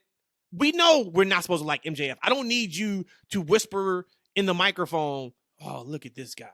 Oh, this here we go again with this. Shut up. We get it. Lay out. Let the moment speak for itself. Then once his music hits, he gets in the ring, then talk. But damn, man, it is okay to like just shut up sometimes on commentary. That bothered me. Well, they have to do that because they did a piss poor job in selling him as a heel. So you got to plant those little seeds. I get your point, but again, going into it, a lot of people still felt like MJF is, we're supposed to hate him because he's supposed to be a bad guy. But a lot of times he speaks from the truth. There's nothing better than seeing him flip off the crowd and the crowd's cheering. It's like, but that's what I'm saying. That's exactly what I'm saying. So they had to do that little whisper. It's not working. Yeah, like you're fantastic as a heel, but everybody loves you. Like, try to lean into that. Sorry. I like how they all got in the beginning of the match. They all were able to get their rocks. Well, no, actually, quite the opposite of that. They were able to jump MJF kind of in the beginning. They had a little time to each one of them to kind of beat him up. I thought that was cool. I thought this match actually was not like a car crash. It's up tempo for me. This is no spoiler. My favorite match of the night for Double or Nothing. But I thought all around this was just there were so many great spots. I don't want to take from y'all, but the 4-way submission move, how wonderful was that? Yep. I mean, just the Spanish fly and it made sense. onto MJF. It made sense. Like, it wasn't something that it was like, okay, that would never happen, and y'all figured it out. Nope. Yeah. It all made sense of how they got to that. It was reminiscent to me of like how, and this is a high bar and a high standard. It was really reminiscent to me of like the Elite in the luchadors, Lucha Libre brothers. Like that to me was like, the synergy there, it felt really good. And like you said, it wasn't like a cliche or a gimmick. Come on, let's go do this. No, it was so fluid. Overall, I really love this match. Yeah, really good match. I really enjoyed it. I was glad that I enjoyed it as much as I did because going into it, I wasn't that excited to see it. But definitely was phenomenal. Like the Sammy announced that he's going to be a dad moment. That was the moment for me. He turned face in the Cherry House. Because, Easy love the kids. And it's ironic. It's ironic because I think one of the times that actually turned me off to Sammy's, I think he was talking to Ethan Page and Ethan said something about his kids. And, Sammy's the baby face at the time. He said something about like, hey, I don't give a shit about your kids. Right. So it's ironic in this moment, he used his kid to kind of turn himself back for me. But that was the moment like, oh yeah, Sammy. Let's go, Sammy. Like, I was chatting for him. It was a good moment. Overall, good match. A lot of nice spots. I didn't feel like it was a car crash at all. I think a lot of the nice, cute spots that were really nice match, really fun match. A lot of good energy. I thought I was like, but at the end with the headlock takeover pin, I'm like, God damn it, he actually got that spot that he wanted. So turn around, smile at the camera before he did it. It was just so like, as much as I hated the show before Taya and Jade, I loved it after. I did. And I thought one of the best parts of the 4-way, besides, of course, they had a lot of spots that was death-defying and all that. What I loved was all of their odes to their mentors. Yeah, right? And I forgot about that. Yeah, and the people that they love. Sammy hitting the frog splash. Darby hitting the Scorpion Death Drop. Sammy hitting, no, who was it? No, I think Sammy did the Lion Tamer too. Also, what did he did the Jungle Boy hit? What did Jungle Boy hit? Unprettier. Yep, he hit the Unprettier, and then MJF hit the Crossroads. Stuff like that, right? And they talked about Cody Rhodes on commentary too. Like, wow. Yep. It's like, if you know, you know. Like, those are some of the cool things where I don't need you to spell it out for me, but watching it, it's like, oh, that was super cool. You talked about the finish being, what it was. That was a callback to their initial match. Like it was that match was awesome. I give A+. I thought the match was awesome. I thought it was everything that I thought it would be. I said, like, hey, no matter what the buildup was, we know this is probably going to be, for me, the match that we talk about after the show. And I actually liked it better than, I thought it would be that, and I thought it would be Seth and AJ. And I thought this one killed Seth and AJ. I agree. So, ticked all the boxes. With Sammy, when he went on his explosive spell, it in my mind when I was watching it, I'm like, man, I really forget like how good he is as a wrestler. Because he's such a good bad guy. Just seeing like the moves he was doing, the Spanish flies, I'm like, this dude is it. And I forget that a lot of times because he's usually JAS, one of the henchmen of Jericho. It just being able to see this, I thought all of them came out looking better, like you said. Again, minus maybe MJF because he is the top guy, but they all came out looking better. Jack Perry, I just knew he was about to cheat, and he didn't.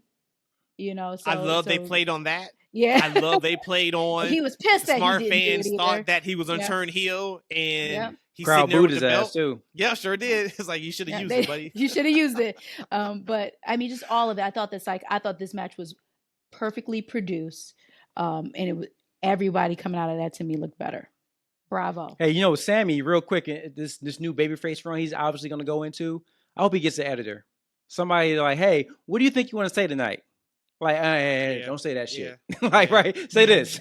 Like, he needs an editor so he doesn't say, because I get like the comment he said to Ethan Page, was a year ago at this point. It was kind of a homage to Brock Lesnar saying it to Heath Slater. You guys remember that when Heath was in the match? He's like, he's like, I don't give a shit about your kids, right? That was a cool moment because that worked for Brock and he was a heel, Sammy. That doesn't work for a babyface. So get Sammy an editor, get all those guys an editor, right? Like, hey, what do you want to say tonight? Hey, does that move forward your character or does that hurt your character? Just somebody to kind of run something by before they go out there. Well, I think Wednesday he had a really good promo. It was cool. It was calm. He articulated himself well. And kind of real quick to go back to their pregnancy, now we know why Sammy's the face.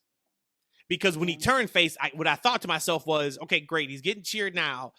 But when Ty gets back on camera with them, they're going to boo again. And now they're not because I don't see her being there for a while. And then, of course, when she comes back, she's going to get a huge babyface reaction because she's back from having a baby. So it worked. It's funny. They talked about that.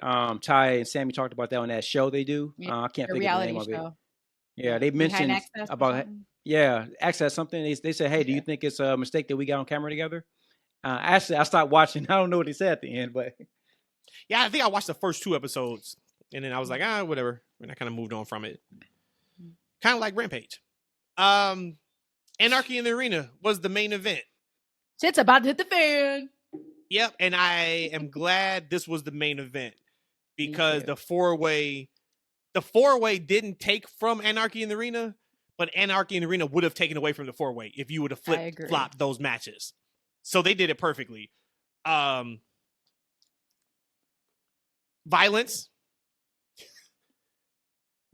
and more violence. I still think the 4-way was the better match.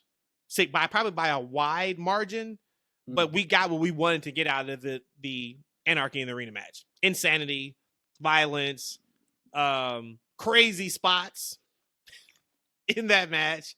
I think it was what it was supposed to be. What was shocking was, it wasn't shocking that BCC won.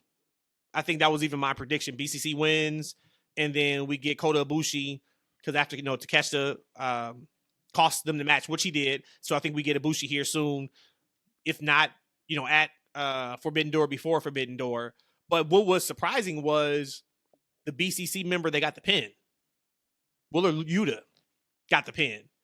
And to think about, hey, a year ago, hell, maybe even 8 months ago, hey, guess what? You're going to pin Kenny Omega in the main event of an AEW pay-per-view, no matter who else is involved in the match. You would be like, holy hell, what is that about? That's insane. You know what? That's crazy, because what I remember was, damn, Kenny took the pin. And not thinking like, oh God, who pinned him? You're right, Yuta did. Yep. And that's when I wouldn't call him Cesaro, damn it. But when he put him on his shoulders. But I'm like, wow, you're right. And we knew this. Yep. So we knew this a year ago, that evidently they must have some really, really big plans for Yuta. Because at one point I'm like, why is he still on my TV? but we see why. Yeah. Now, how cool was that for Omega to get the pin? Or to take the pin? Yeah, take a pin. Yeah. Yep. Yeah, good match. How awesome. Good match. Very interesting ending, Takeshita coming out. And I think it does open that door for, Kota to come in, which I think is phenomenal. I think did Kenny say something online about, hey, he might have a friend or two that might help with all this drama going on? I don't know where it came from, because I didn't see it. So I just saw somebody tweet about it. He did a post-show promo, and he said that he has one or two friends that aren't in AEW that he's sure he can call on, and they'll be there. Did he say at the scrum? I didn't see the scrum. No, he wasn't. It wasn't the scrum, so I don't know where it was at. Yeah, he wasn't on the scrum. It was cool. The scrum, I fell asleep on it, but they had all the champions show up, and Bryan Danielson was the last person. So it was cool. So it was Statlander, it was MJF, it was Orange Cassidy, it was Tony Storm. MJF was on there too, right? I think it was Bryan Danielson, and then Tony Khan talked. I still got to watch it. Like I said, I fell asleep on it, but it was cool. It was a good. They figured out how to properly bleed, work, and shoot in these scrums. We'll see what happens when CM Punk comes back, if they hold to that. But you can tell that they're really kind of figuring out their way around these scrums now. I'm sorry. So the match, this was the main event. Do you guys agree that it should have been in the main event spot, even though it wasn't the best match on the card? Hindsight being 2020, yeah, because again, how can you come from that? You would have only buried that next match after them. Whoever would have followed what we saw, and this was chaos in a good way, they would have been doomed. I'm completely happy, especially now seeing how the whole night played out. Yes, I was happy with them ending the pay-per-view. Yeah, I was fine with it. So, overall, let's give this one a score. We didn't give Night of Champions a score just because we all were high on it. A to F. What would you give Double or Nothing? So, the residential caper wearer, I'm going to give him an A.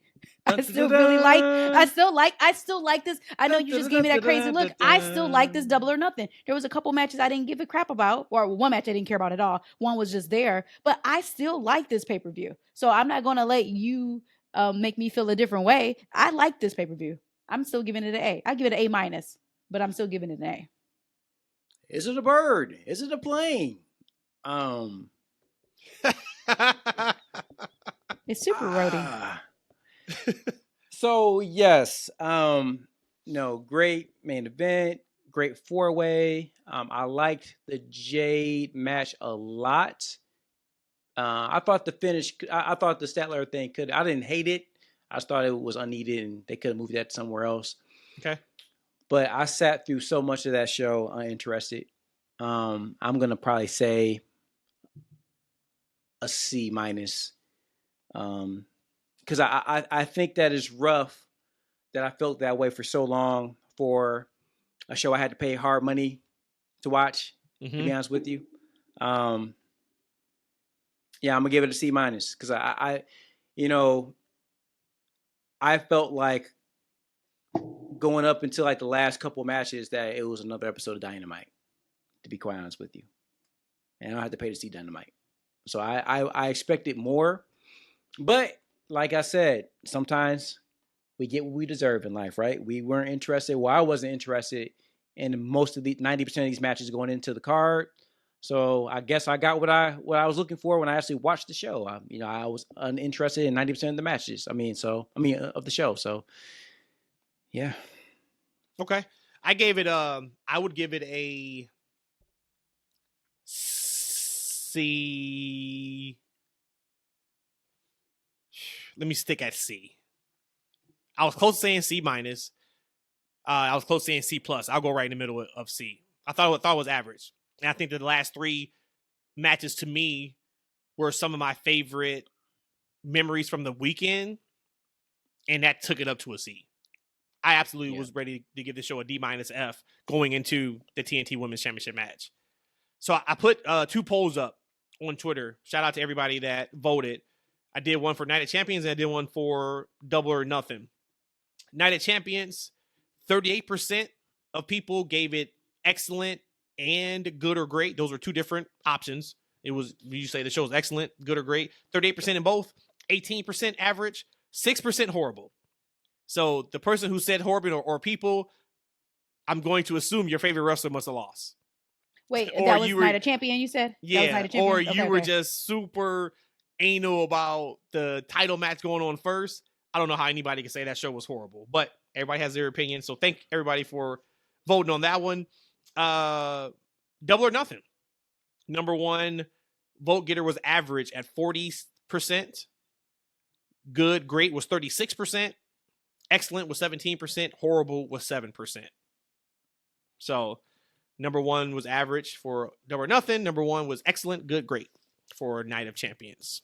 So there you go. Let's break down what we did for Night of Champions before we get out of here. Best match. You mean for Double or Nothing? No, I said like we did on Night of Champions. Okay. Best match on the card last night for Double or Nothing. What you guys got? The Pillars match. Same. Pillars match, absolutely. Yep, that's what I got. 4-way. Best entrance. Sammy and Tay Mello. I'm going Jade. I really enjoyed that. Yep, I took Jade also. Sure did. Best look. Miss Jade Cargill. I'm going Jade again. She looked like $1 billion. I took Tay, pregnant and all white. Was the best look last night. Oh. Yeah. MVP of the night. I've given it to Orange Cassidy.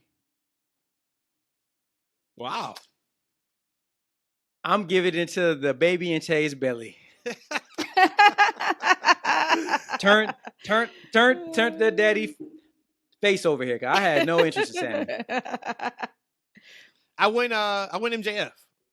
From the match to the promo mid-match, he continues to be, at times, I think, head and shoulders above who he's in the ring with. So I went MJF. What was your oh my God moment of the night? We can all say it on 3. Because I know it's all the same. I don't know. You sure? I'm positive. You want to do it or you just want me to go? No, just go. Because it may not be. Let's see. It is the explosive super kick. Okay. I'm gonna go with Statlander. Wow. Ending the streak on the pay-per-view. I expected it to happen just now on the pay-per-view, and when she came out there, I mean, it was a nice little pop, but yeah, I liked it. Yeah, that was actually what I went with. I went with Statlander's return and victory. Yep, sure did. Top reaction. What was the top reaction from you last night? was when Jade won her match and got her 60-0. I was like, whoa, no, Taya was supposed to win. That was before we saw what happened afterwards. I'm going to go my reaction just for in general for the Pillars match. I was down on the match. I wasn't interested in seeing it. Sammy came out and immediately won me over. So now I was open to the match, and it delivered tenfold. It was a great match. Nice. All right. So we all three of us have something different. My top reaction, it was a tie. It was one, the exploding super kick, which was ridiculous. And then the other was the heel hook into the thumbtacks. Golly, that was insane. Yes. That was crazy. Yes. Yep. Those were both where I think I may have hollered. I can't remember. But yeah. That was that. So overall, I didn't get a chance to watch NXT. I watched the two matches. I watched Melo and Braun. I do think that match was a little bit better than the WrestleMania match, but it still wasn't what I thought it would be. So maybe we can deep dive that or talk about that next week. Let's all get a chance to watch it, see if anything happens on Tuesday's NXT. We kind of talk about what's next for both of those guys. Definitely saw Tiffany Stratton. Congrats to her winning the NXT title. It's time. You guys know how high I am on Tiffany. I think you guys are just as high on her also. I heard that the last man standing match was like off the charts match of the year candidate type match. Was that the Dijak match? Yeah. So okay. I guess we got to go back and watch just so we can just see it if it was that fantastic. But it looks like NXT, from everything I saw, may have fared better in the eyes of the viewers than Double or Nothing. So I probably won't go back and watch the entire show, but I am going to go watch the last man standing, and then that's probably it. That's probably the only other match I'll watch. So a lot of wrestling this weekend, guys. Anything else you guys want to button up with the bow before we get out of here? Nope. I'm ready to barbecue. I like that. Now we're talking. Now we are talking. Let's wrap this. Get a couple beers, get a couple of drinks, get some food. Hopefully you guys are all enjoying your day, your week. This is the longest pod we've ever done. We are at 2 hours, 6 minutes, and 41 seconds as we speak right now. It's the longest pod we've done, but we wanted to get on, of course, and do the reaction pod because there was no way in the world we would be able to wait until Thursday to talk this and then still talk the happenings in wrestling over the past week. So there you go. That was our reactions to Double or Nothing and Night of Champions. Let us know what you guys think as well. What show did you like better? What did you like? What didn't you like? Should be some good conversation. Real quick before we get out of here, YouTube, give us a follow on there at That's Freaking Wrestling. Give us a follow on Twitter at That's FNW. And of course, if you are not following the pod by now, follow the pod so you can listen to us each and every time we drop. And as always, thank you guys for your support. We appreciate you. You guys on this Memorial Day, take us home. Like me? Us guys, me? Both of you.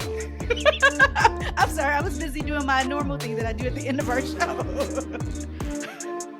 I hope all of you enjoy this day. If you have the day off, may you just remember your loved ones. Remember why we have this day off for those who do.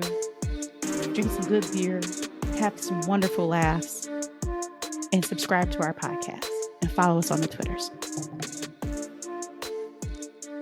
Peace out, y'all. There it is. See you next week. You gotta give us